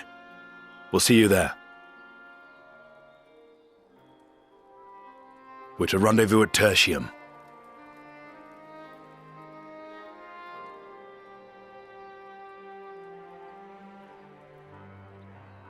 We'll need to teleport to make it there in time. Can you? Aye. I know it well from my time as an avatar. Then it seems we're all set. If there is nothing else, let us see to our final preparations.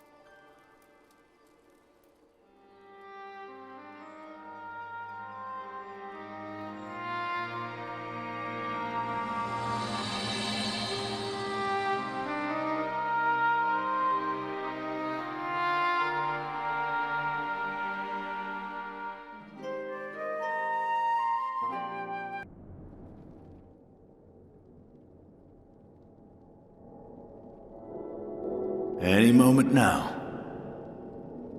My friends, 'tis good to see you again.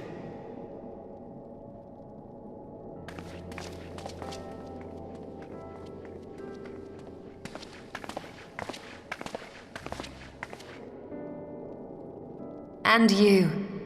I was worried that the cold wouldn't agree with you, but you're both looking quite well. You get used to it. It helps that there's no shortage of fuel and heaters like before. Glad to hear it. Have you been working in Garlemald all this time? We have. Though the worst is behind them, the people still have a long road ahead. They've taken steps towards forming an interim government, but it will be some time before any large-scale reconstruction effort can be carried out in earnest. So we'll keep doing what we can until they can finally stand on their own. A lot of Garleans wanted nothing to do with us, but they're starting to come round. Slowly, but surely.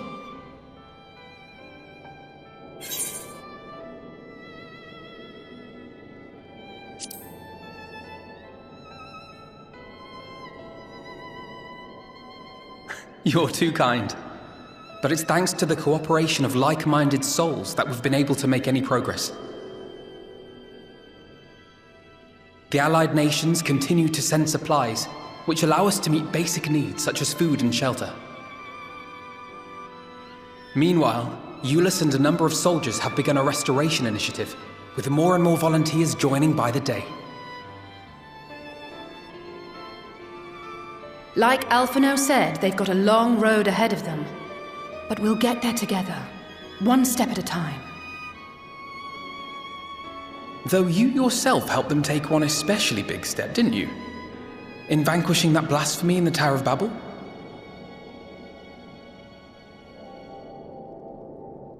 Thank you. I can only hope that your deed will help the people to find peace and closure. But enough about events here. What brings you to us? And with new company, besides.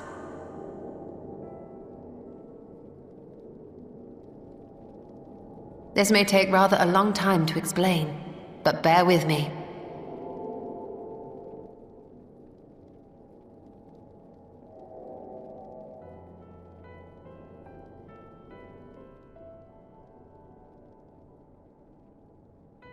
The 13th? After traveling to the edge of existence, I thought you'd keep your escapades closer to home for a while. But I suppose there's no stopping you. Not that I'm one to talk, of course. The heart of an adventurer cannot be denied.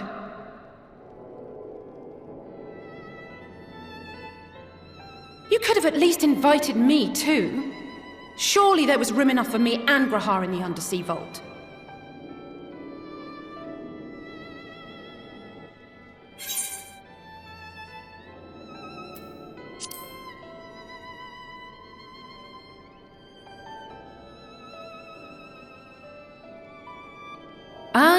I know.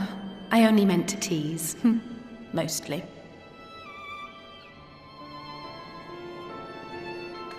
But on a more serious note, are we sure it's wise to keep Xenos' former avatar around?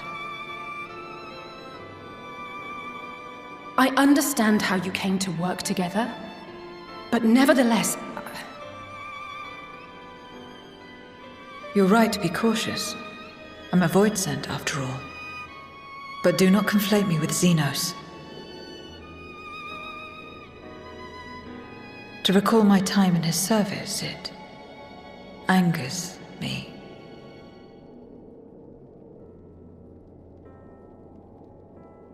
Is that so? I think we'll get along just fine, you and I.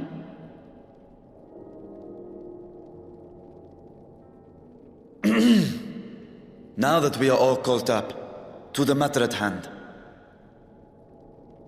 As we were about to resume our search in the void, I felt the presence of my sister Ajdaya in the source. Somewhere in the far north, perhaps even here in Galdemald.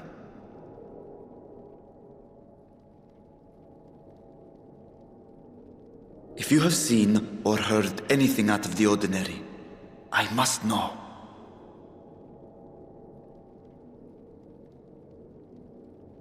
As a matter of fact, we may have. In recent days, we have had to contend with a surprising number of Voidsent. And not the lesser kind that occasionally manifest, but ones possessed of considerable power.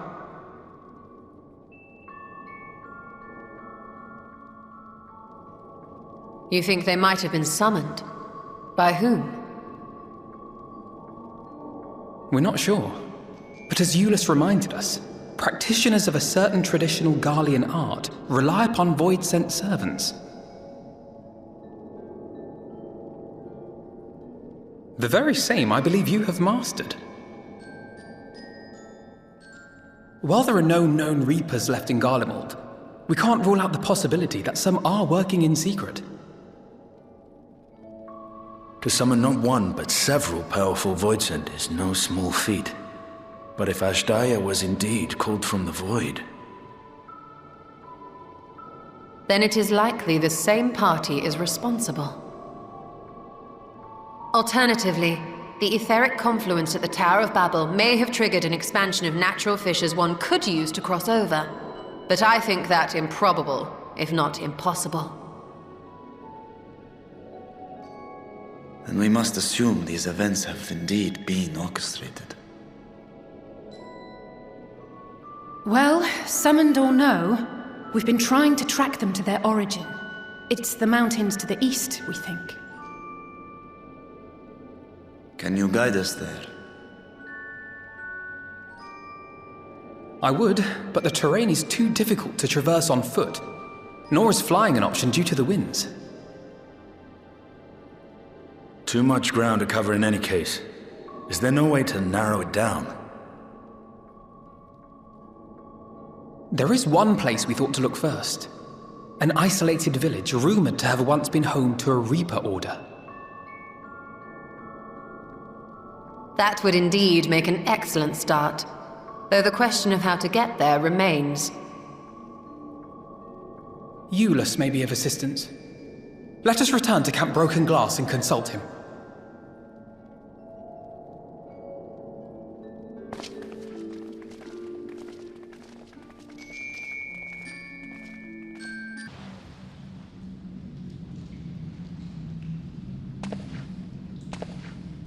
Tell me one thing, Cagnazzo. A dragon of vow?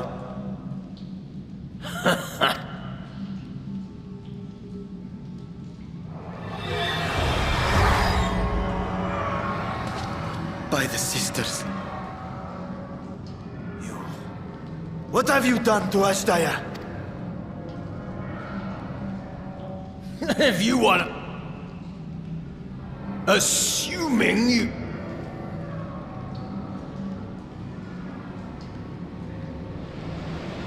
A pity I will not see the plant. No! Wait! Where is she? Where is my sister? At long last, I go to join the great.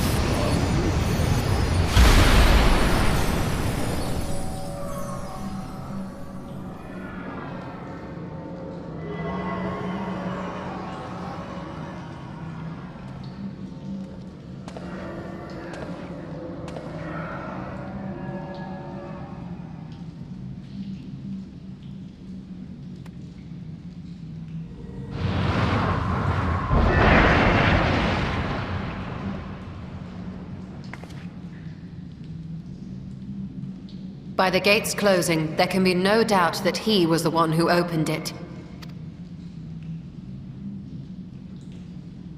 Oh, Ashdaya. I prayed we might meet once more.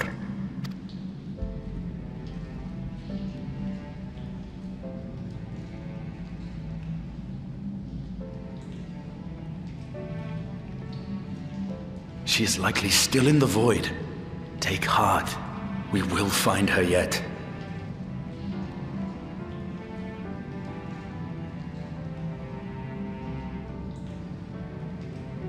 So what now?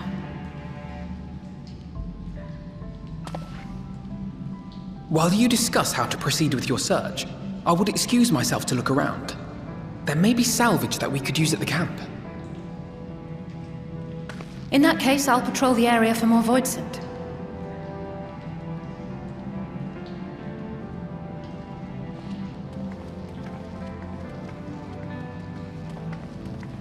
Very well.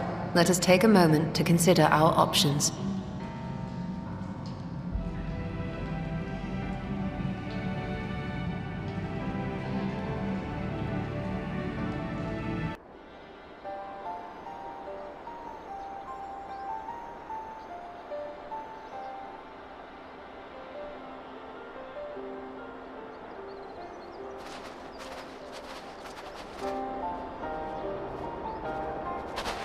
Is Ritra not back yet?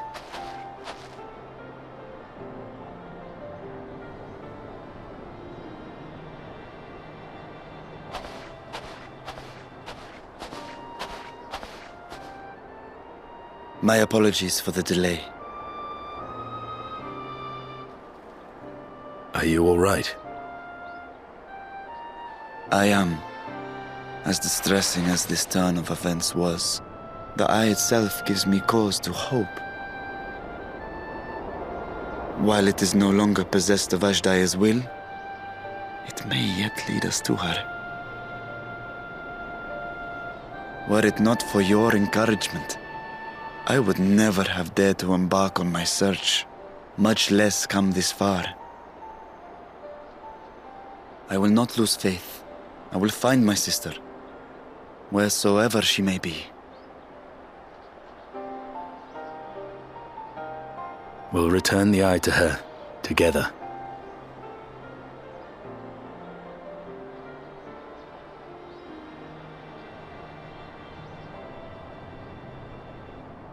Though tainted, the eye has not fully succumbed to darkness. Ashdaya herself may have been able to resist its influence.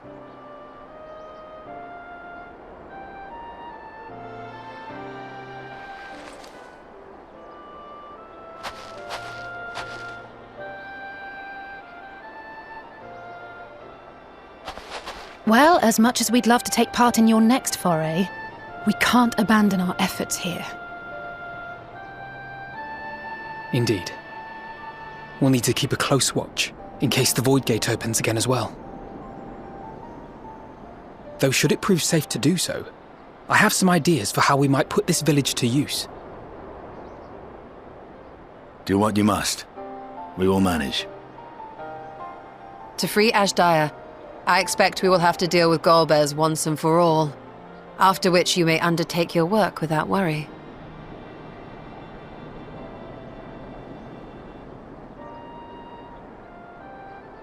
We look forward to the glad tidings. You'll take good care of everyone, won't you? What? Why do you ask me this? Because comrades look out for one another, and I can't think of anyone more qualified to keep them safe.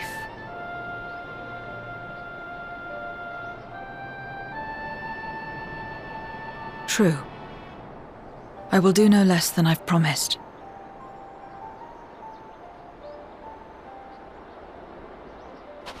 If our respective plans are settled, then let us head back.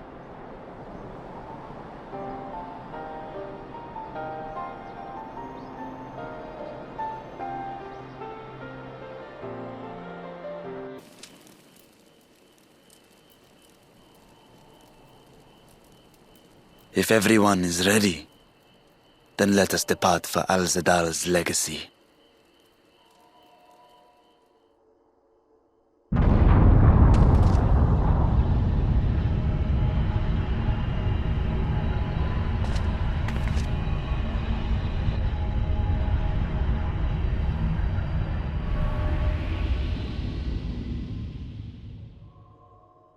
What was that?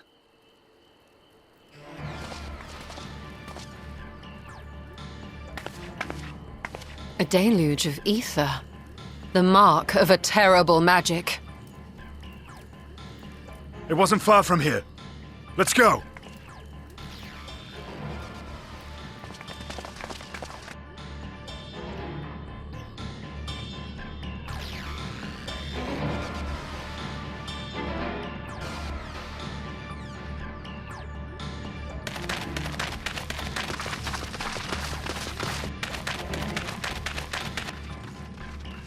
Hey, you! Stop! If you're thinking of taking to sea, don't! What has happened? We were out working our nets when a light suddenly shot up over Buffalo Isle with a boom. A massive fiend then took to the skies. Another blasphemy, we feared, but we didn't linger to find out. Did you see where it was headed? I can't say for sure, but it looked like it was northward bound.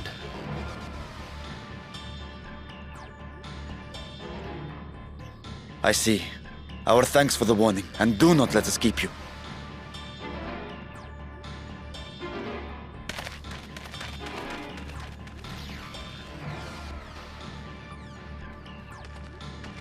Bafla Isle is connected to Al-Zadal's legacy. This cannot be a coincidence.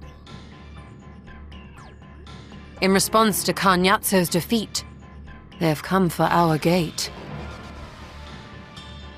So it seems. I would ascertain the situation at the vault, but the fiend must be dealt with, ere people come to harm. I shall assume my dragon form and seek it out at once. Wait! You heard the fisherman. A blasphemy, they called it. If another flying creature was sighted now, others will assume the worst and panic will spread. This is not the way.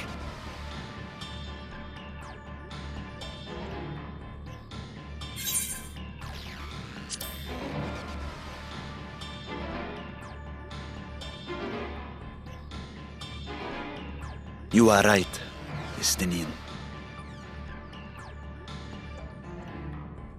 I will gather my soldiers and search the Isle for casualties. As you wish. The fiend is yours.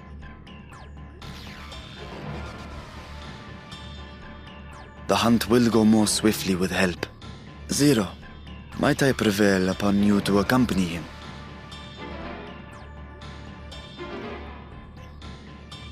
Very well.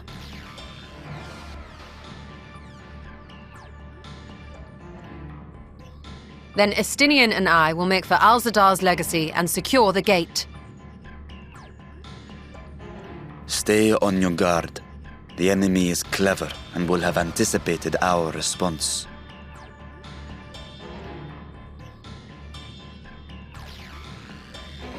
Be safe, my friends, and may the sisters guide your steps.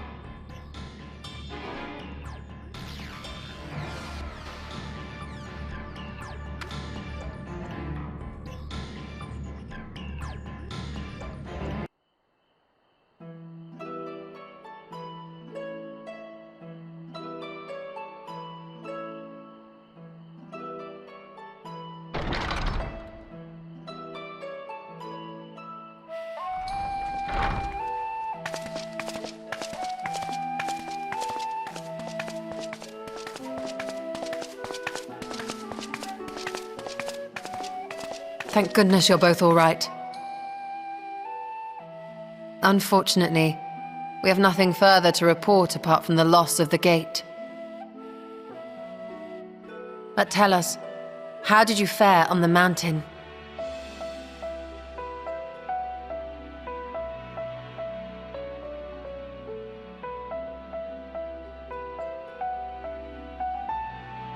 Golbez aspires to deliver Voidsent unto the Source,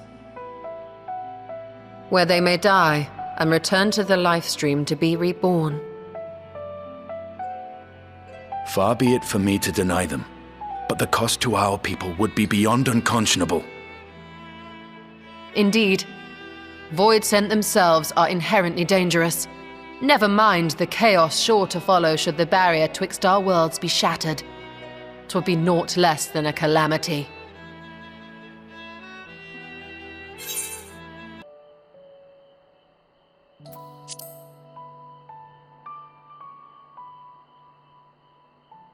The simplest way would, of course, be to strike at Golbez himself. That said, our task has been rendered rather difficult. Indeed. Rubicante hath deprived us of a means to cross into the void. Kenyatso's faint. That was doubtless what he meant when he said his part was done. Golbez sacrificed 2 archfiends just to stop us. He must need more time to break the barrier to our world. Then the days ahead will be critical.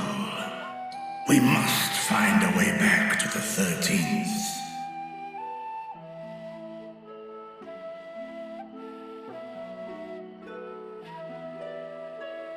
We could employ another Atomos, but that approach would only be viable if we found another planar fissure. An unlikely prospect. Better we explore other avenues. If you will excuse my absence, I shall return to Sharlayan to look for information. By all means. Meanwhile, I shall seek the counsel of our alchemists.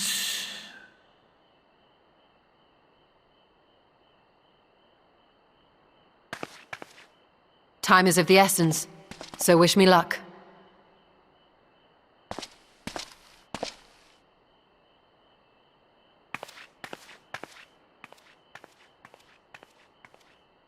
I'm no scholar. I'll find another way to keep myself busy here.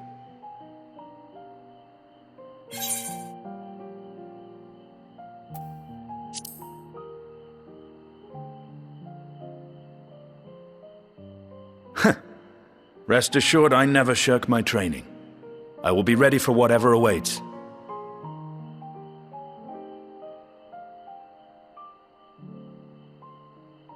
Zero. May we call upon thee when next we venture unto the 13th. Aye. And in case you're wondering, I won't ask for further payment.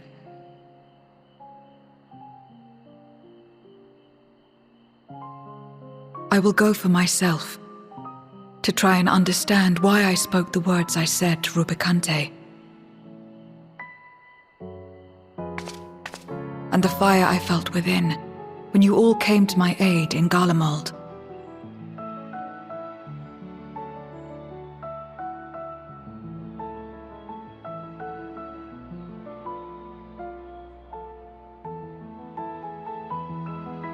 While our esteemed sorceress battles her tomes, let us see to our own affairs.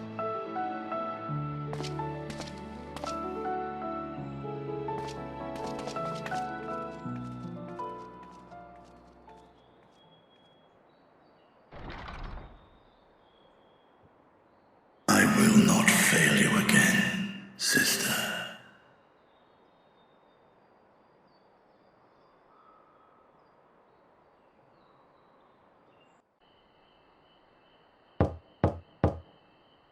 Estinien, are you there?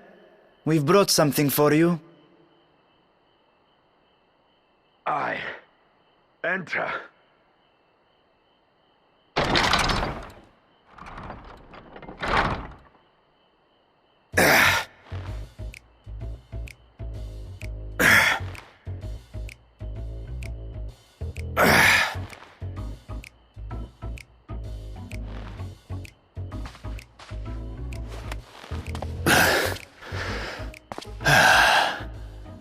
Squid masala from the Mehane.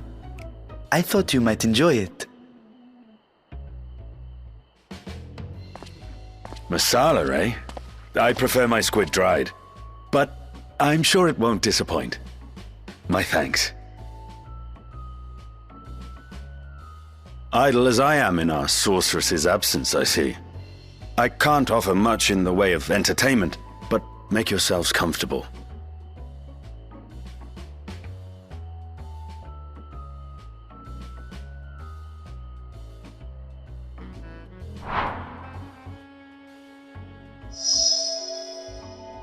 Shall we disrobe as well?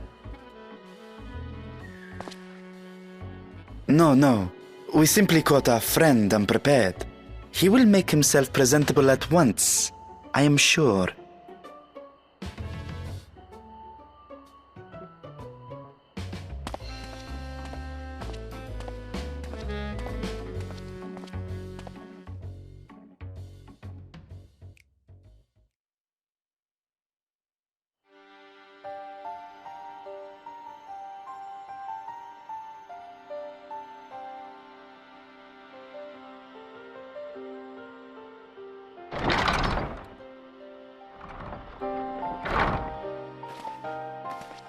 At last. We've been looking for you. My friends! Tell me, were you able to devise a way to return to the 13th? I believe so. It required a visit to the moon, where I took the opportunity to enlist Urianger's assistance. Ishtola hath told me all. I should be glad to help you free Azhdaya and put an end to Golbez's dark plot. If Rubicante spoke true, both Golbez and Azhdaya are on the moon of the 13th. Unlike here in the Source, however, we have no means of making the journey from the surface of the star itself.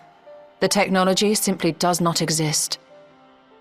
Therefore, I propose that we employ a gate to deliver us directly to our destination.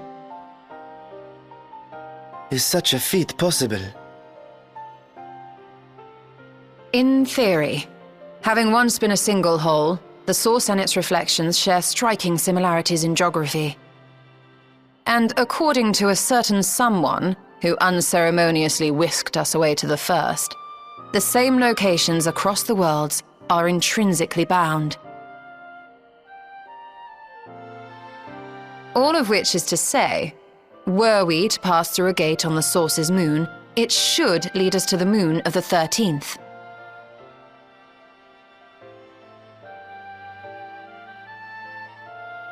Of course, there is the risk of Voidsent gaining entry to our world.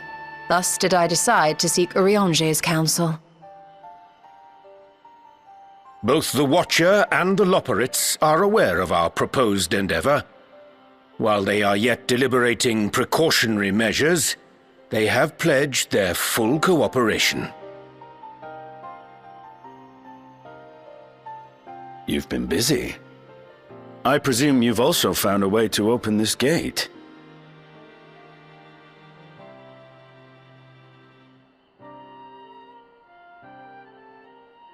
Be it in Radzat-Han or Sharlayan, scholars have long cast their gaze unto the endless dark of the void.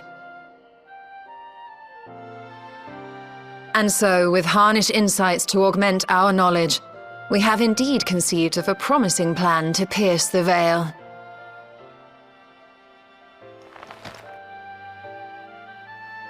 A plan I am confident will succeed, precisely because the moon is our stage.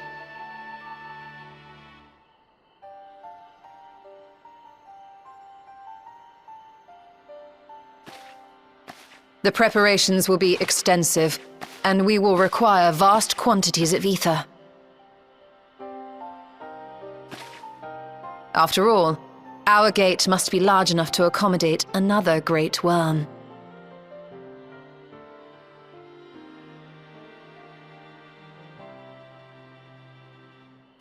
My proposal entails delivering copious amounts of ether to the Tower of Babel in Garlemald. As you will recall, Fandaniel used the structure to destroy the brands imprisoning Zodiac.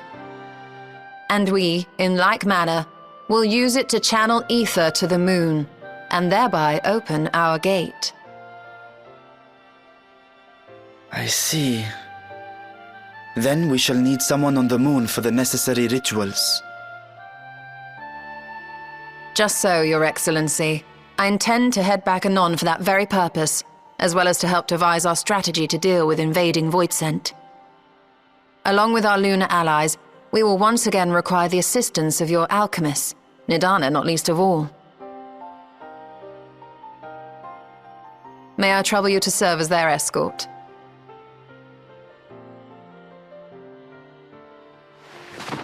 Fine by me. The room was beginning to feel constraining. For my part, I shall oversee the requisite tasks on the star. Might I prevail upon you for your assistance?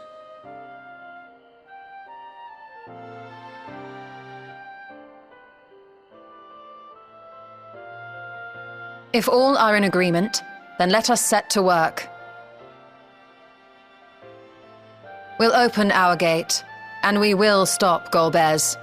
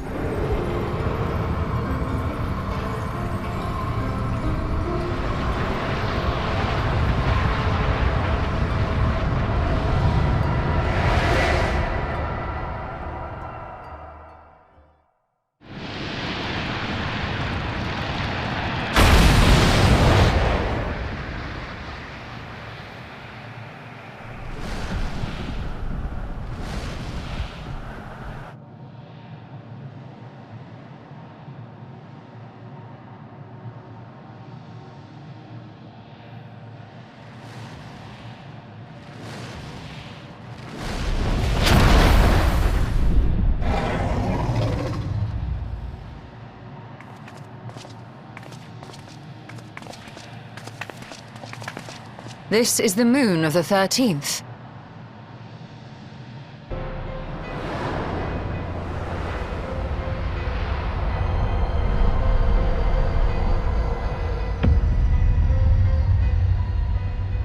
It is. Ever since the flood, it has been a sanguinary orb in the sky. No Voidsent. A rather more subdued reception than I had anticipated. But unsurprising, given how jealously Golbez conceals the location of his domain. Still, we must remain on guard. One of his minions came through the gate, after all, and more may lie in wait.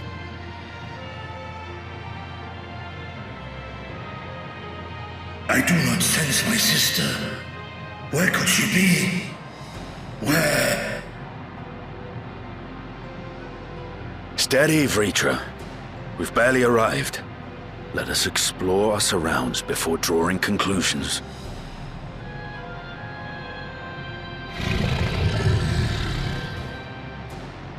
Yes, thou art right. I shall survey the moon from above. The ground, I leave to you all.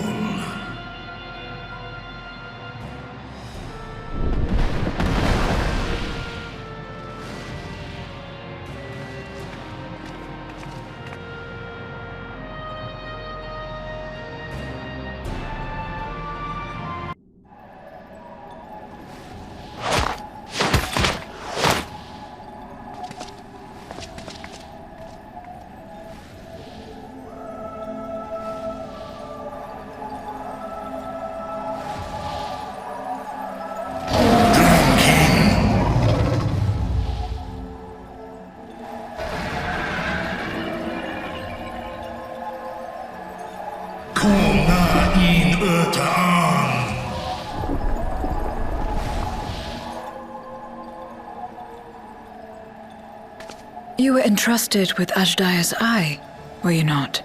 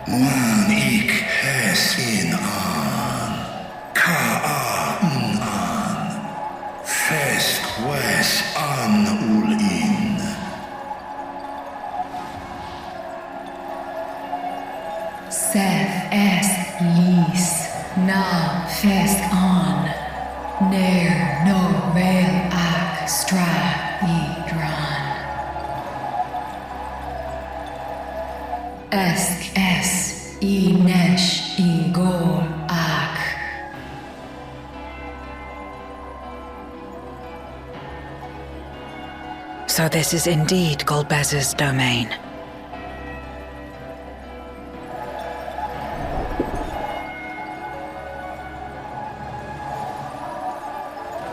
Kis arn in. Es fil ud in. Ein an in.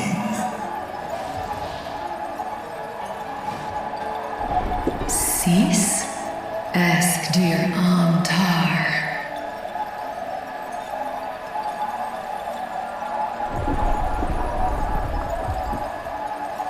For war Maradarn I Alan an. Les I el kol an. Zdis sorn I rum. Snar Tiamat an. Kai Ros an. Ke ul ke darn morn. Dis an. Kai an. Nal stra an. Nartal King in Ice. Atan Endran Esktaian.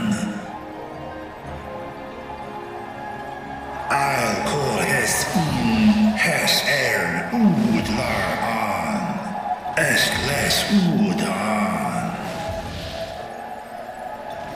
Ses Razatan Luan. Snorsum an Hai Hes Inan.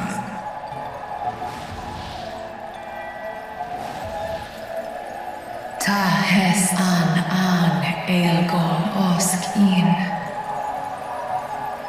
Ses kidir in an kasta an. Sta in es katau tai an. Es an stra in sorn.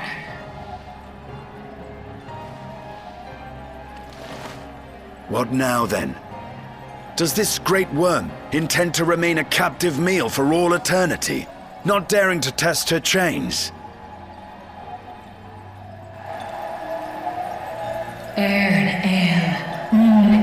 Mished in und. Kistago, Asrael distar, Sma osk in sis an.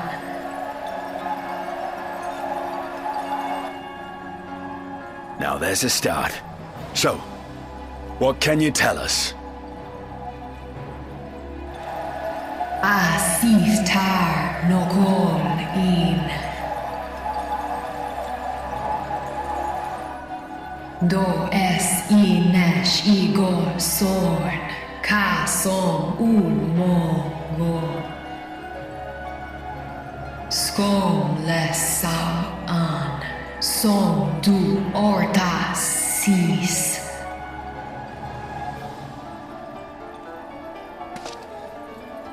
Well, you heard her. Shall we look into this spot near and dear to our enemy's heart?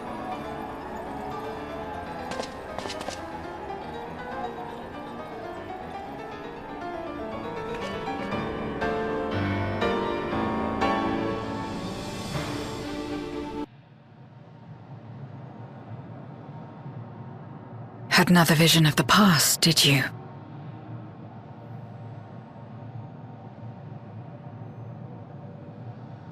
What? I was in it.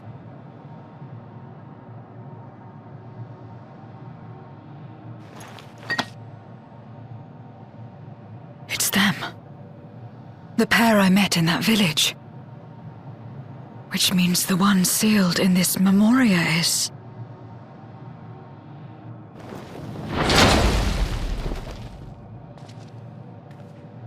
So, you have come. You who would oppose our crusade. Tranquil.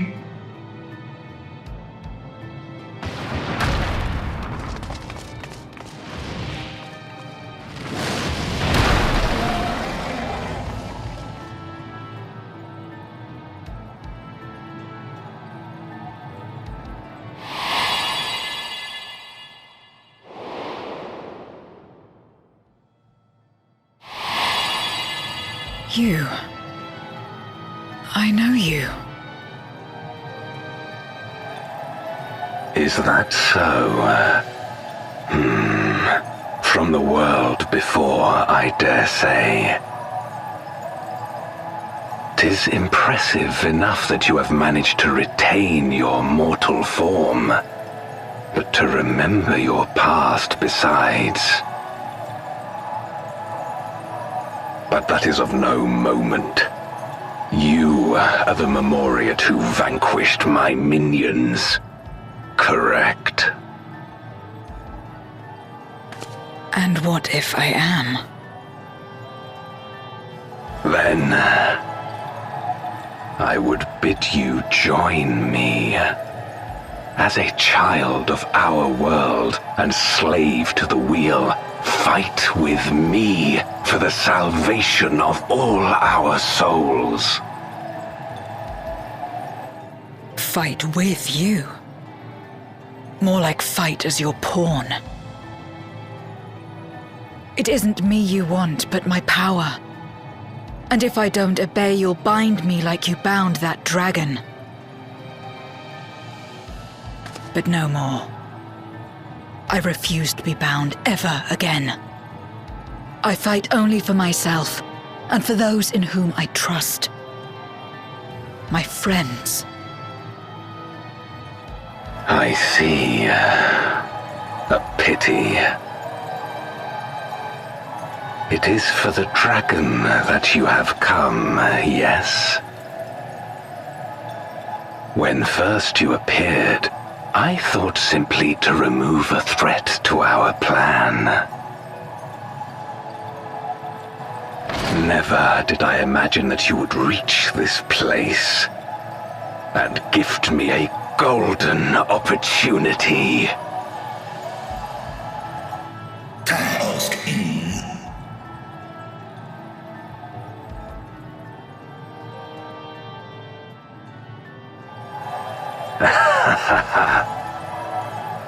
Long as it has been imprisoned, this dragon has grown feeble and weak, its spirit extinguished. Your coming has served to rekindle her forgotten hope. Her yearning to be free, to return home. That is the key to our deliverance.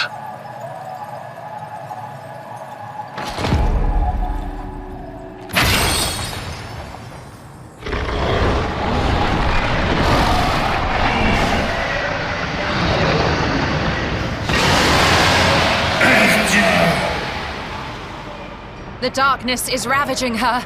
She's becoming a void scent. Archer! Smash!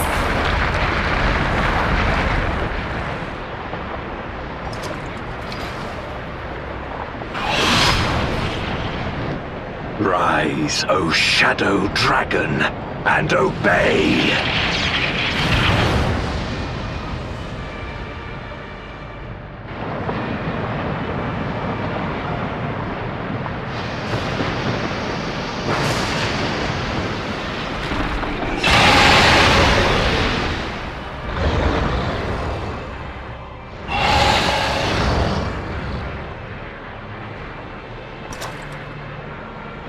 Kill him.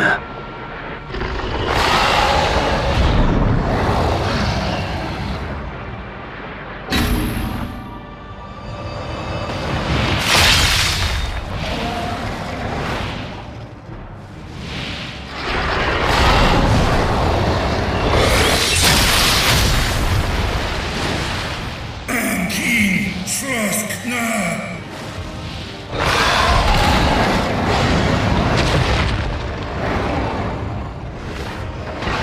Damn you!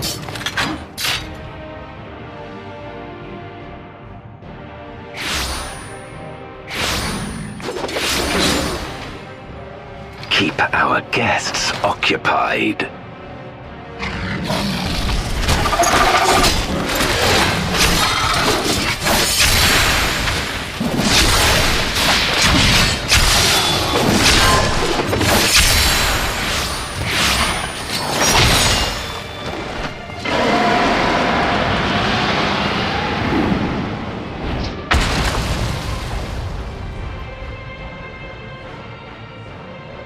Save her. I beg thee. Save my sister.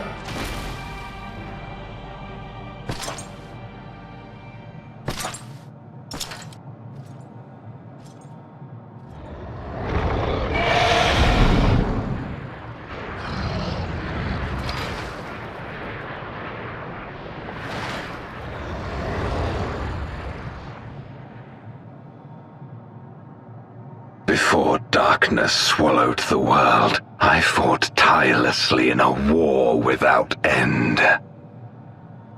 The experience taught me to discern the strong that dragon, and you.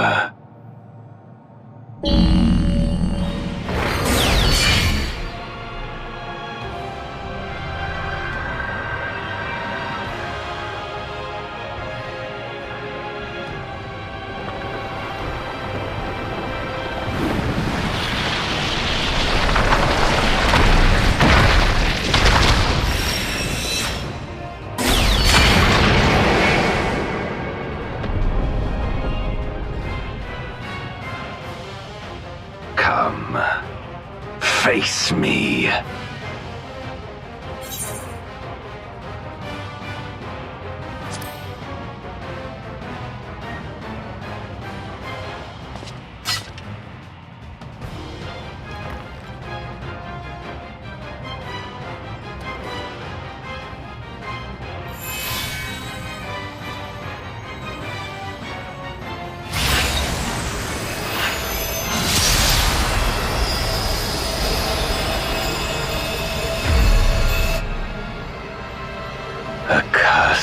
Light. You, who have ever basked in its warmth, could never understand our envy, our agony. You will not deny us our release.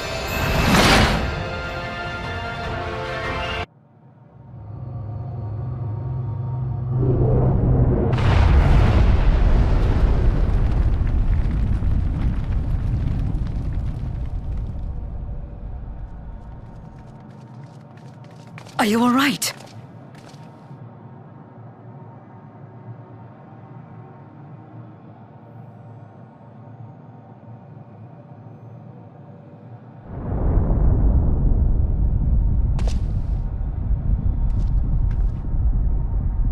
What's happening?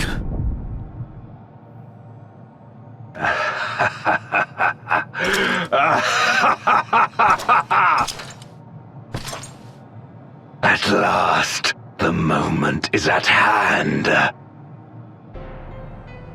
You may have bested me, but not quickly enough.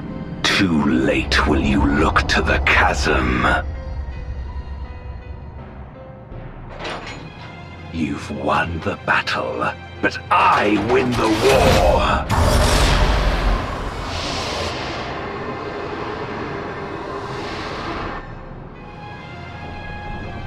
Stop this. I beg of thee, let her go. Darkness made manifest once abided in the depths of this abyss, until one day it dispersed in a haze of ether. In the absence of the great flow, that ether has nowhere to return. And so it has coalesced, giving rise to a mighty voidsent.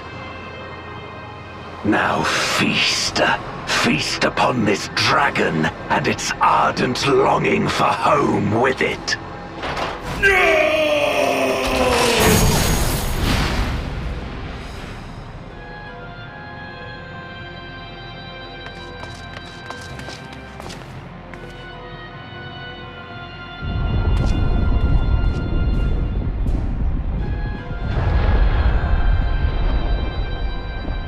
From the convergence of ancient and newborn, an entity without equal shall emerge, one who shall tear down the barrier between worlds. Upon you, who shall deliver us from eternal damnation, I bestow the name of a hero of Eld.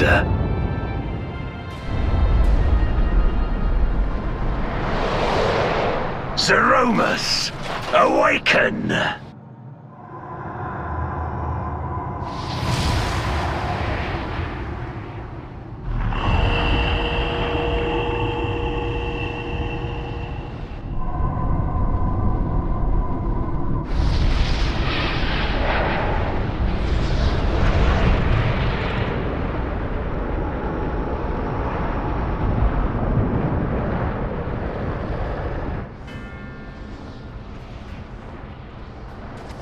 No matter how powerful, a voidsent can be sealed in Memoria.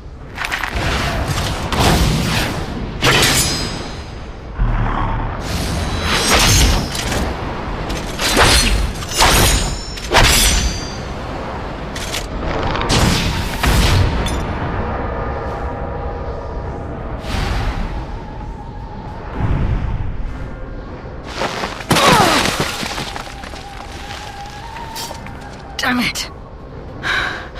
It's too strong.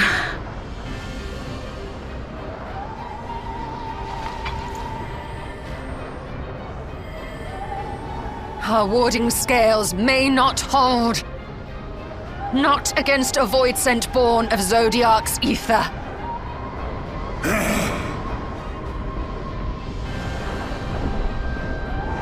We must retreat. Everyone to me.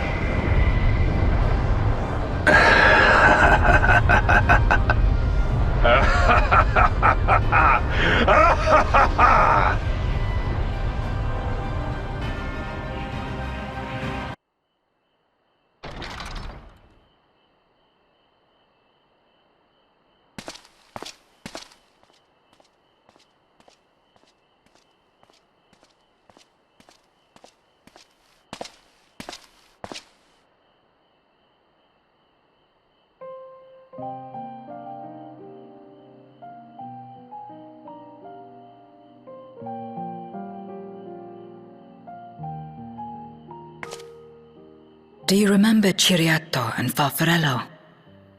The cowardly pair of voidsent that dwelled in my domain?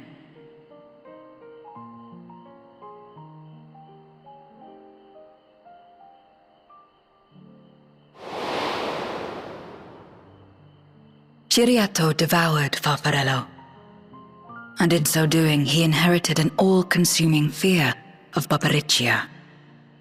For as you know, when a voidsent is devoured, it doesn't simply cease to be. Its soul persists within the devourer.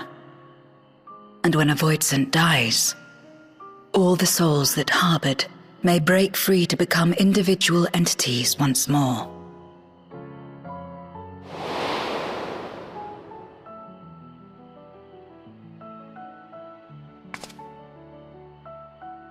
That is to say, by defeating Zeromus, we may yet save Azdaja.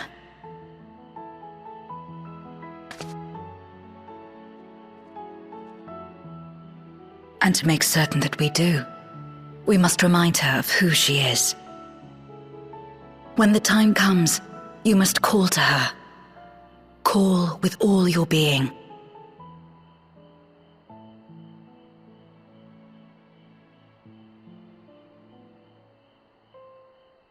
Thy words give me heart, Zero. Thou hast my gratitude.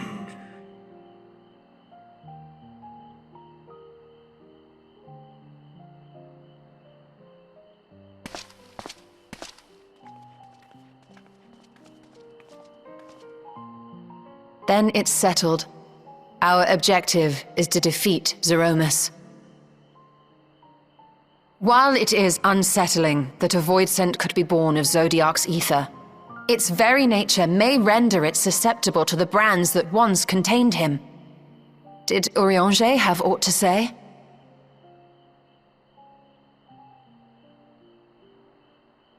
I see. If the seal may not hold for long, then haste is paramount. Couldn't we just let it come to the source and strike it down here? Doing so would consign Azdaja's soul to the ethereal sea. Any attempt to ensure her survival demands that we deal with Zeromus in the 13th. I could barely go near it, never mind land a blow. So thick was the shroud of darkness. How do you propose we fight such a foe? Simple. Against impenetrable darkness, we must wield resplendent light. And it just so happens, there is a world replete with light.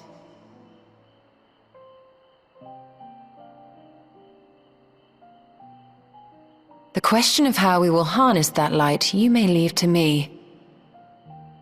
With our recent discoveries and proven techniques, as well as the aid of comrades near and far, I have faith that we will find a way.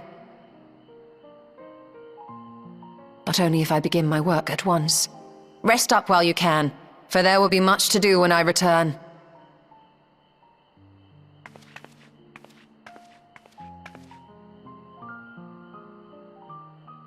It wouldn't do to be idle while our esteemed sorceress labors tirelessly. I shall be training if you have need of me. Wait. Allow me to join you. I must become stronger for what lies ahead.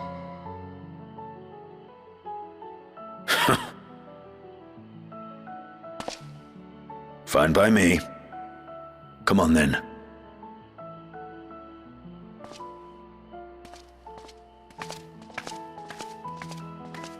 I shall not pass my time wallowing in despair. Using my vessel, I shall attend what preparations I may.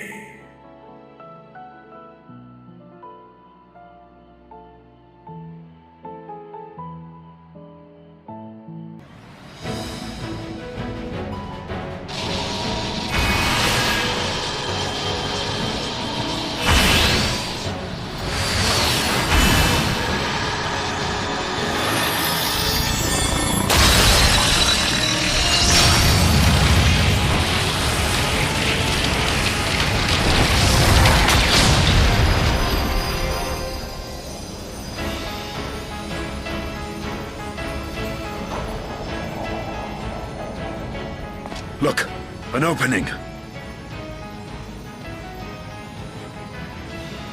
It worked. Let us waste no time and sally forth.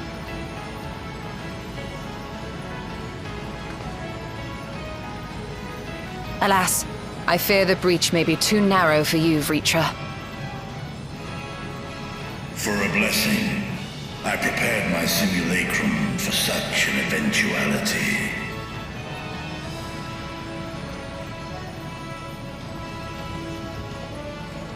My true form shall stand guard here while we explore the chasm.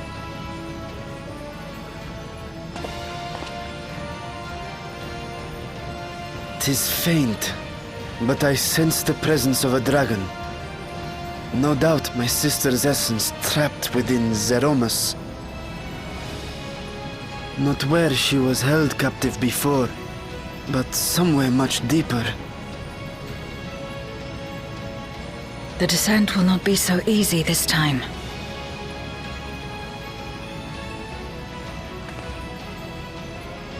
The chasm swarms with void scent.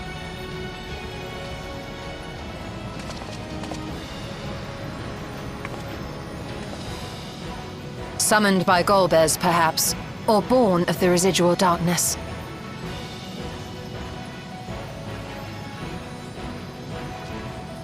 However they came to be, we shall cut a path through them. Is everyone ready?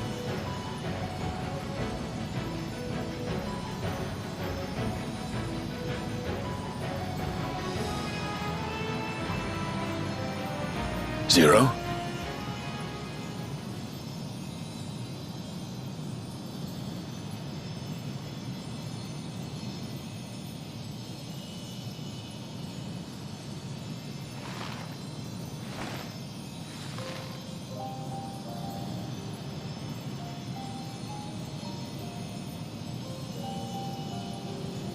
That light should shine in the void once more.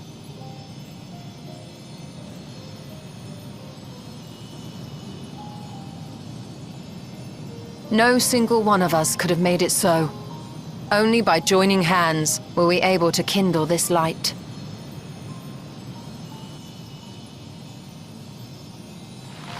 Do you see, Golbez? We needn't damn others to save ourselves. You knew this once, surely, when you tried to befriend me. When you were one of the precious few left willing to trust in another.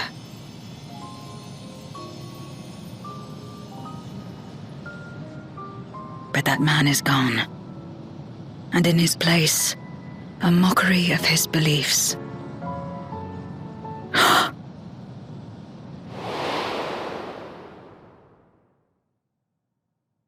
It's the same as before.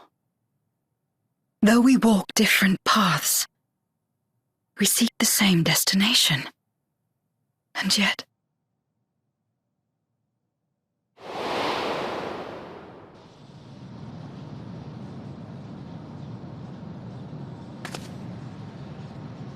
there is something I must know. A truth that lies waiting in the dark.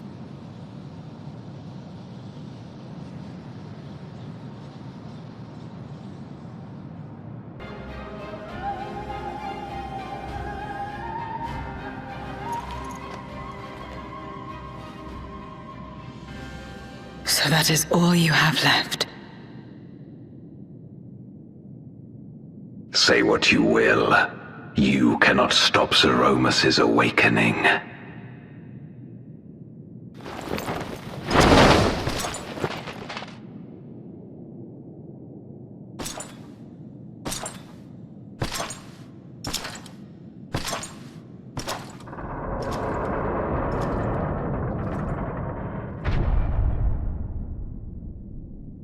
We're going after him, aren't we? Aye. That's why we came, after all. And besides...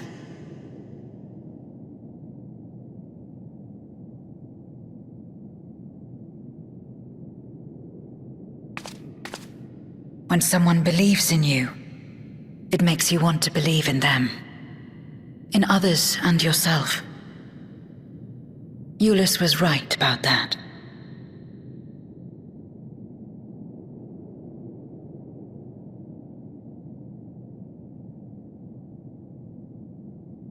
It is too late.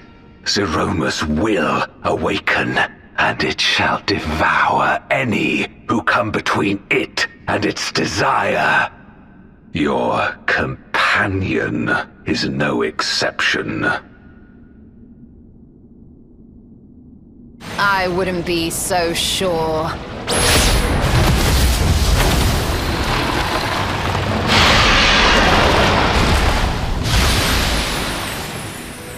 Time and again, he has faced insurmountable odds.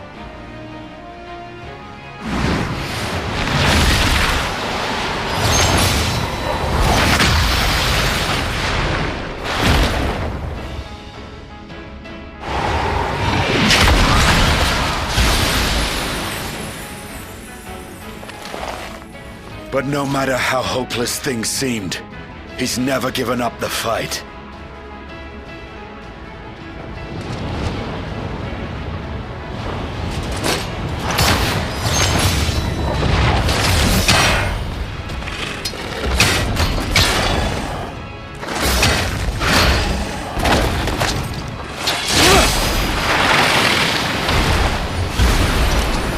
So long as he has strength of will to forge on, then so too shall we. For we believe in him, and he believes in us. And together, our light can pierce blackest darkness.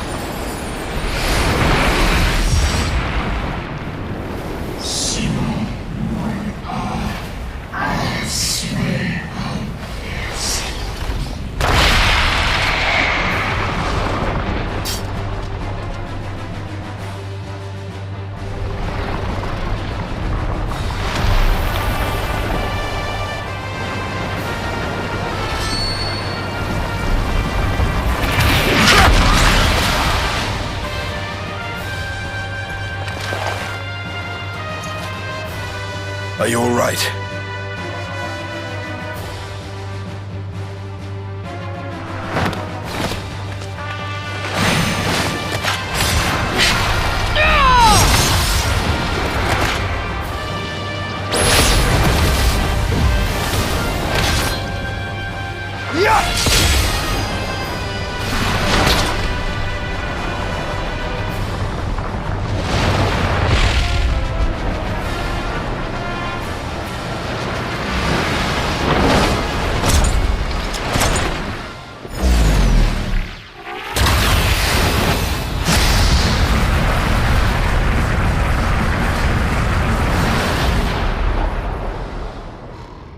Like all void scent, Zeromus cannot be killed. Sealing it in Memoria is the only way.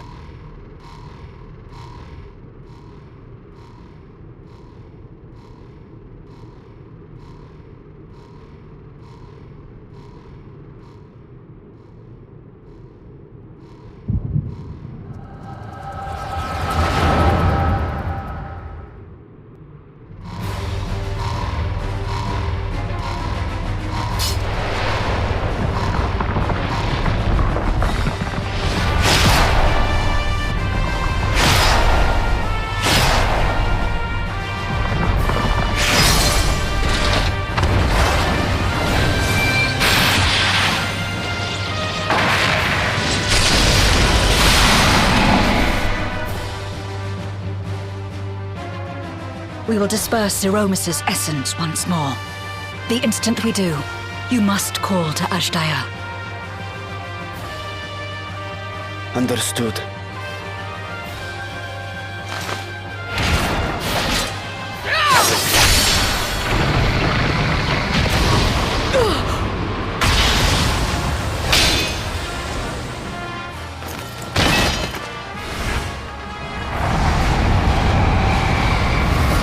Zero!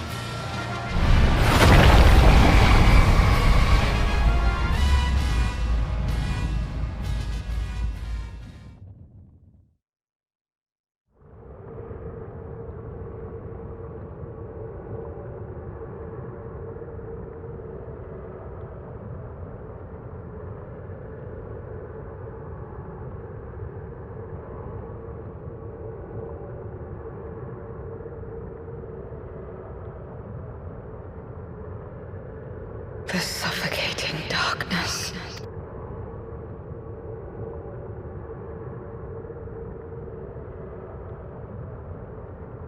Impenetrable. Disorienting.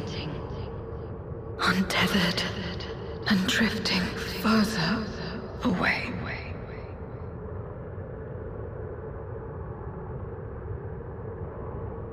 Be strong, Zero. Don't give up.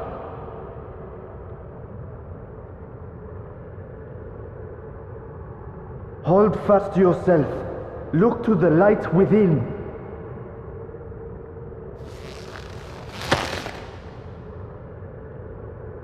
Your place isn't alone in the dark, Zero. Not anymore.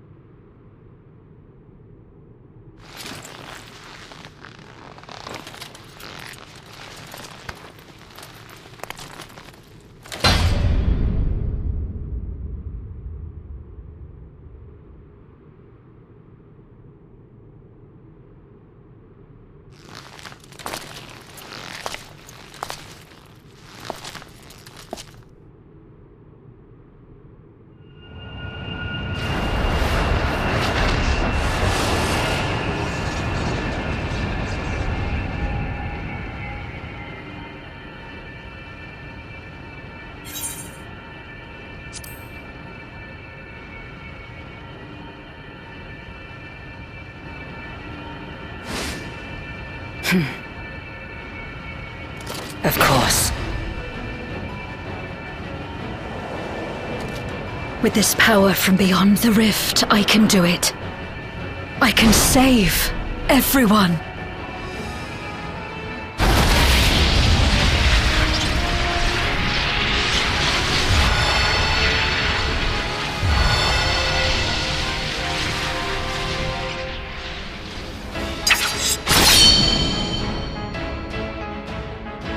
Golbez, if you would make amends, then lend me your strength.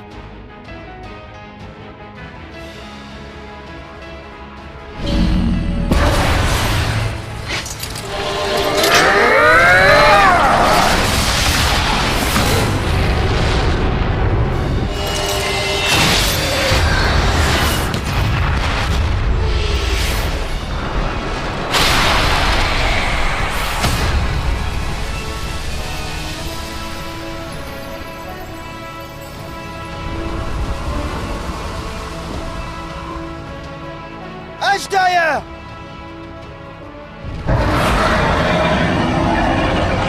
Hear my voice and return to me!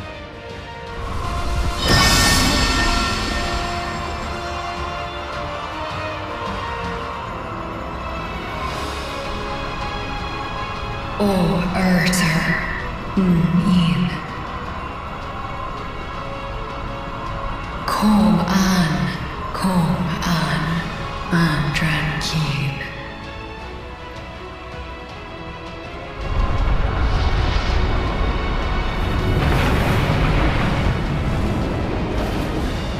Have care. Zeromus makes to resurrect. Not if I have anything to say about it. No more, fiend!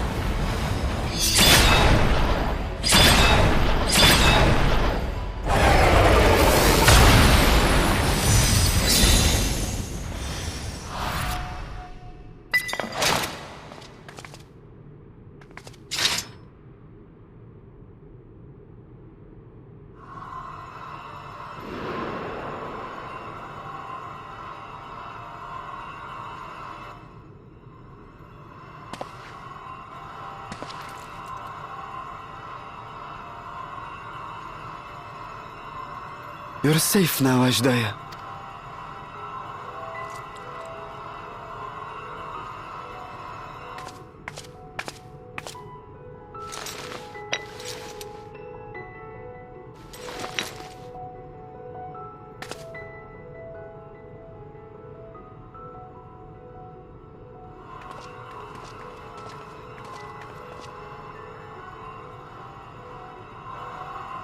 To my sister, I shall offer up the eye in this vessel.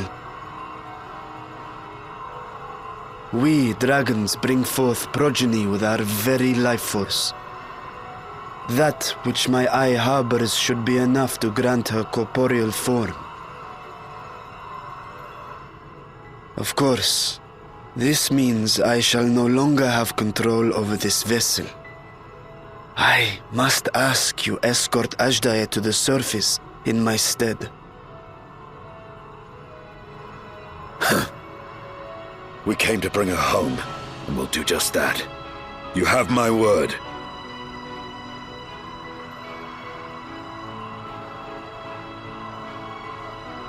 Thank you.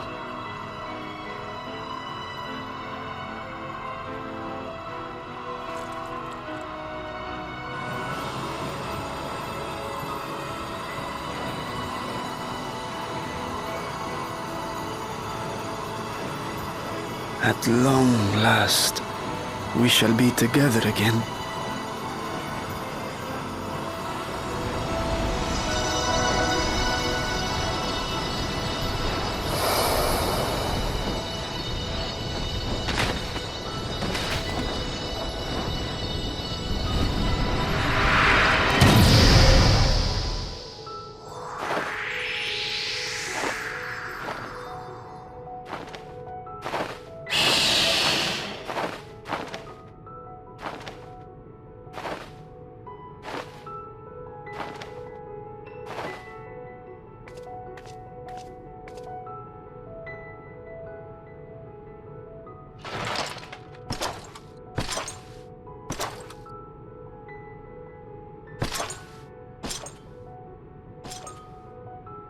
Where are you going?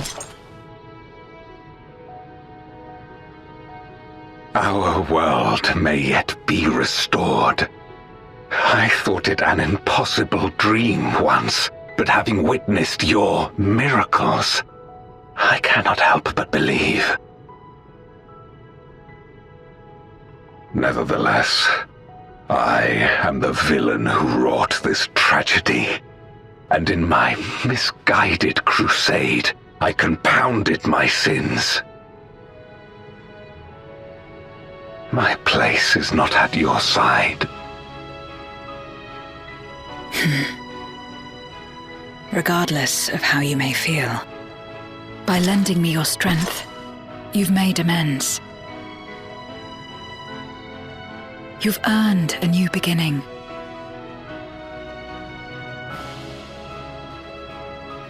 It's up to you what we become to one another.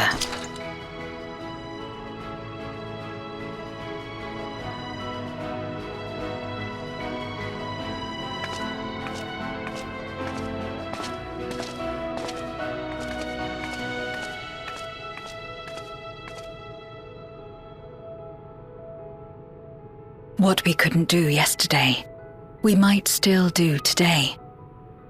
Working together.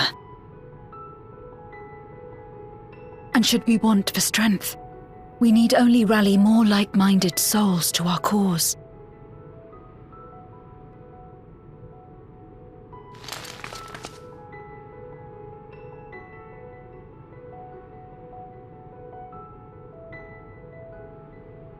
So let's take the first step. The two of us.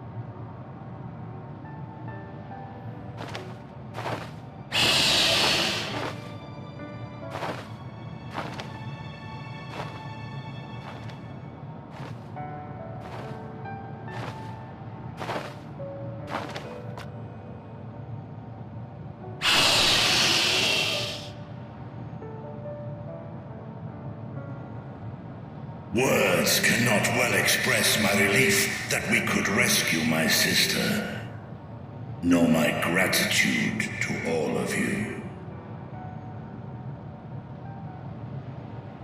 What of him, Golbez? He felt it would be inappropriate for him to be present at your reunion with Azhdaya, and chose to remain down in the chasm. If you wish to hear an apology, however, I should be glad to drag him here. Nay, that shall not be necessary. By his deeds hath he demonstrated his contrition.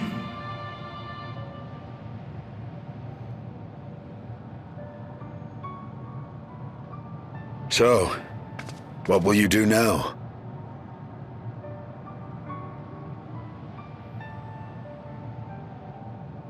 I've learned much, journeying together with you.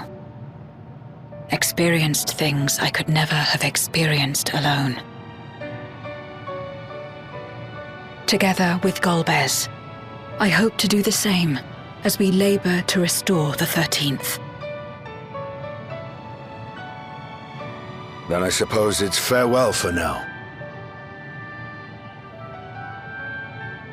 Be sure to share with Golbez what you've learned of the Source and its reflections, as well as the true nature of light and dark. He is as resourceful as he is determined, and will surely make the very most of the insights.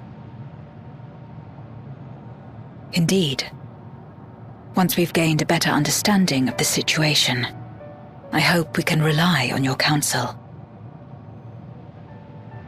But of course, I too shall continue probing new possibilities, the better to be of aid when the time comes. Speaking of which...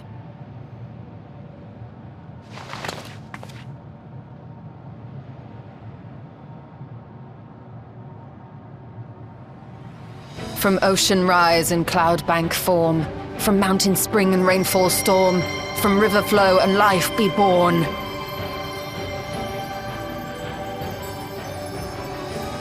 Come forth, my servant.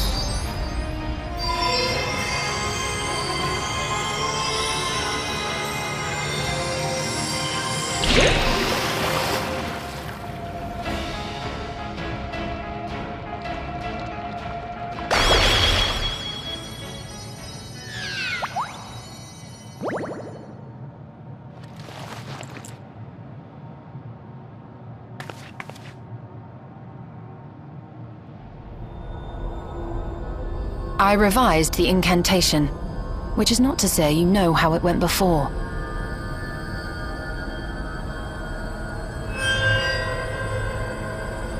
Are we clear?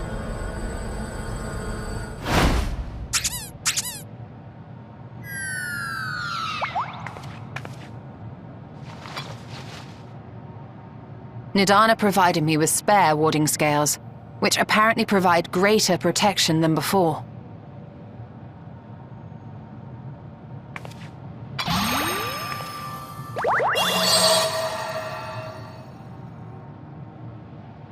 This should keep the familiar safe. So long as you give the Nixie ether from time to time, it will persist and serve as a beacon for us to find you.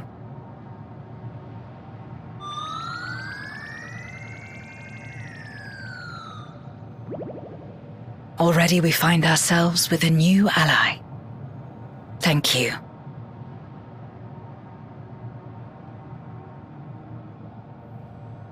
When you have the chance, please thank everyone for me.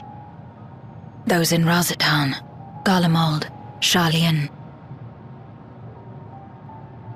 The first and on the moon. A lengthy list.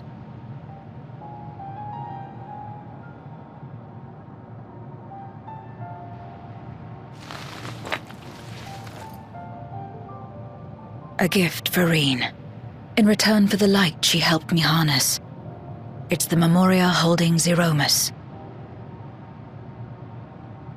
If used to augment darkness in the first, it may help to create balance between our worlds. An excellent idea. Similarly, why not entrust the Archfiend's Memoria to Zero? In that case, I shall pass them on to Golbez, to inspire and admonish him in equal measure.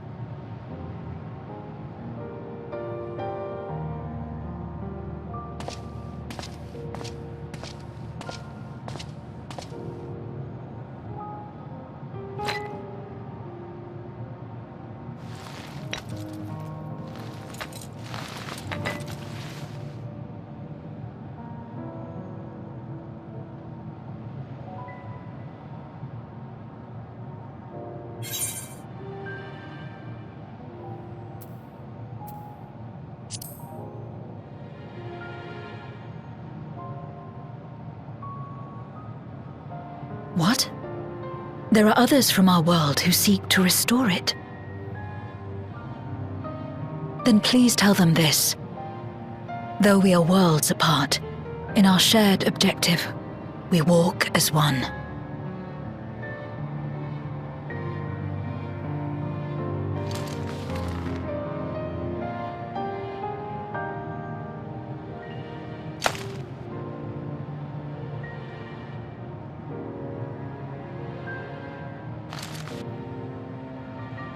Sad though it is to say farewell, 'tis past time we returned home. Pray, climb upon my back.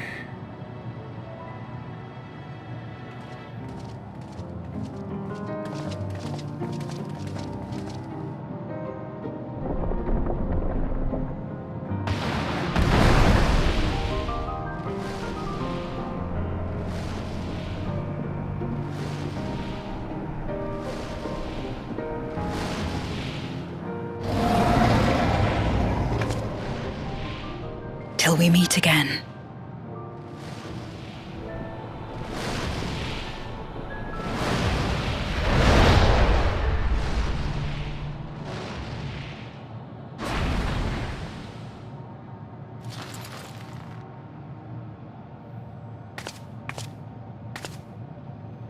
No matter where we are, or how much time passes, our bond will endure. This I believe.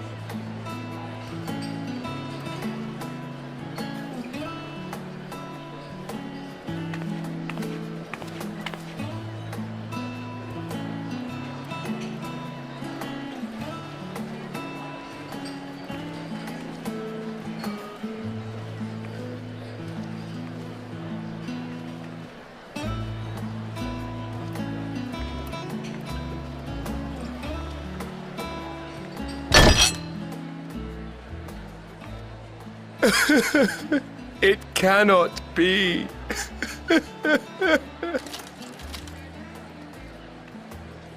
Oh, Vashan, my darling little brother. To think that I will never see you again. The way you carry on, anyone would think he was actually your brother. Save your tears now. His Excellency still has one of his eyes. And he has made it clear he intends to continue using his vessel. You'll see Varshan again. Truly? Personally,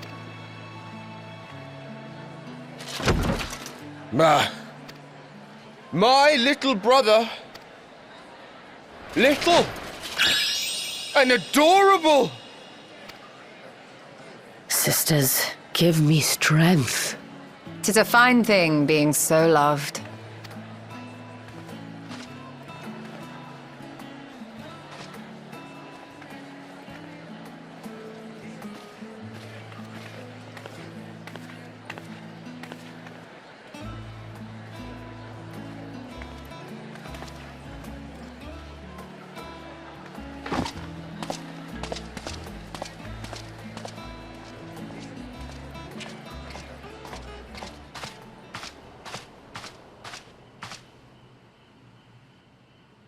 Had enough of the revelry, have you? So, what's next for our hero?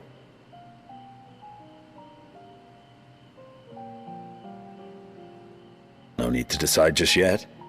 You'll recall our escapades in the Void began with a treasure map I paid entirely too much gil for. You can't force an adventure. It'll happen when it happens. And you'll know when the time is right. Till then, it's good to lend an ear to others and their tales. And speaking of others... Discussing each other's plans, are we? Alas, I have nothing exciting to share. I foresee an extended confinement in my Sharlayan chambers, compiling my theories on cross-rift travel. My research may be classified, prohibited by the powers that be. But so long as a bond exists between people, ever shall our worlds be connected. As it stands, a means to travel to the First is within reach, and I would be satisfied even should my research not exist in an official capacity.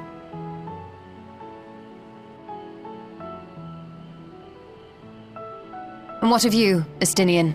Have you any plans?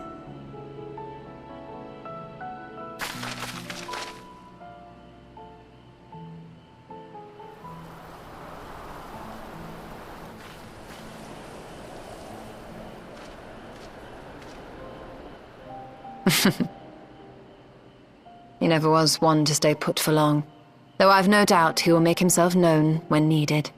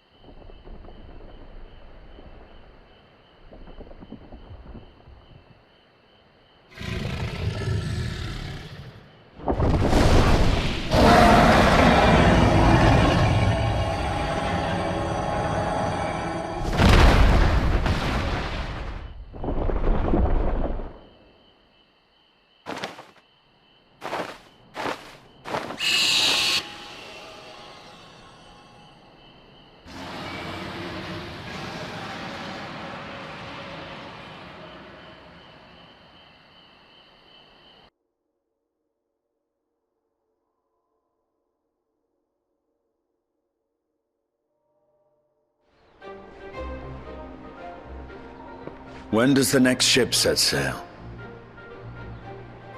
May I ask your destination?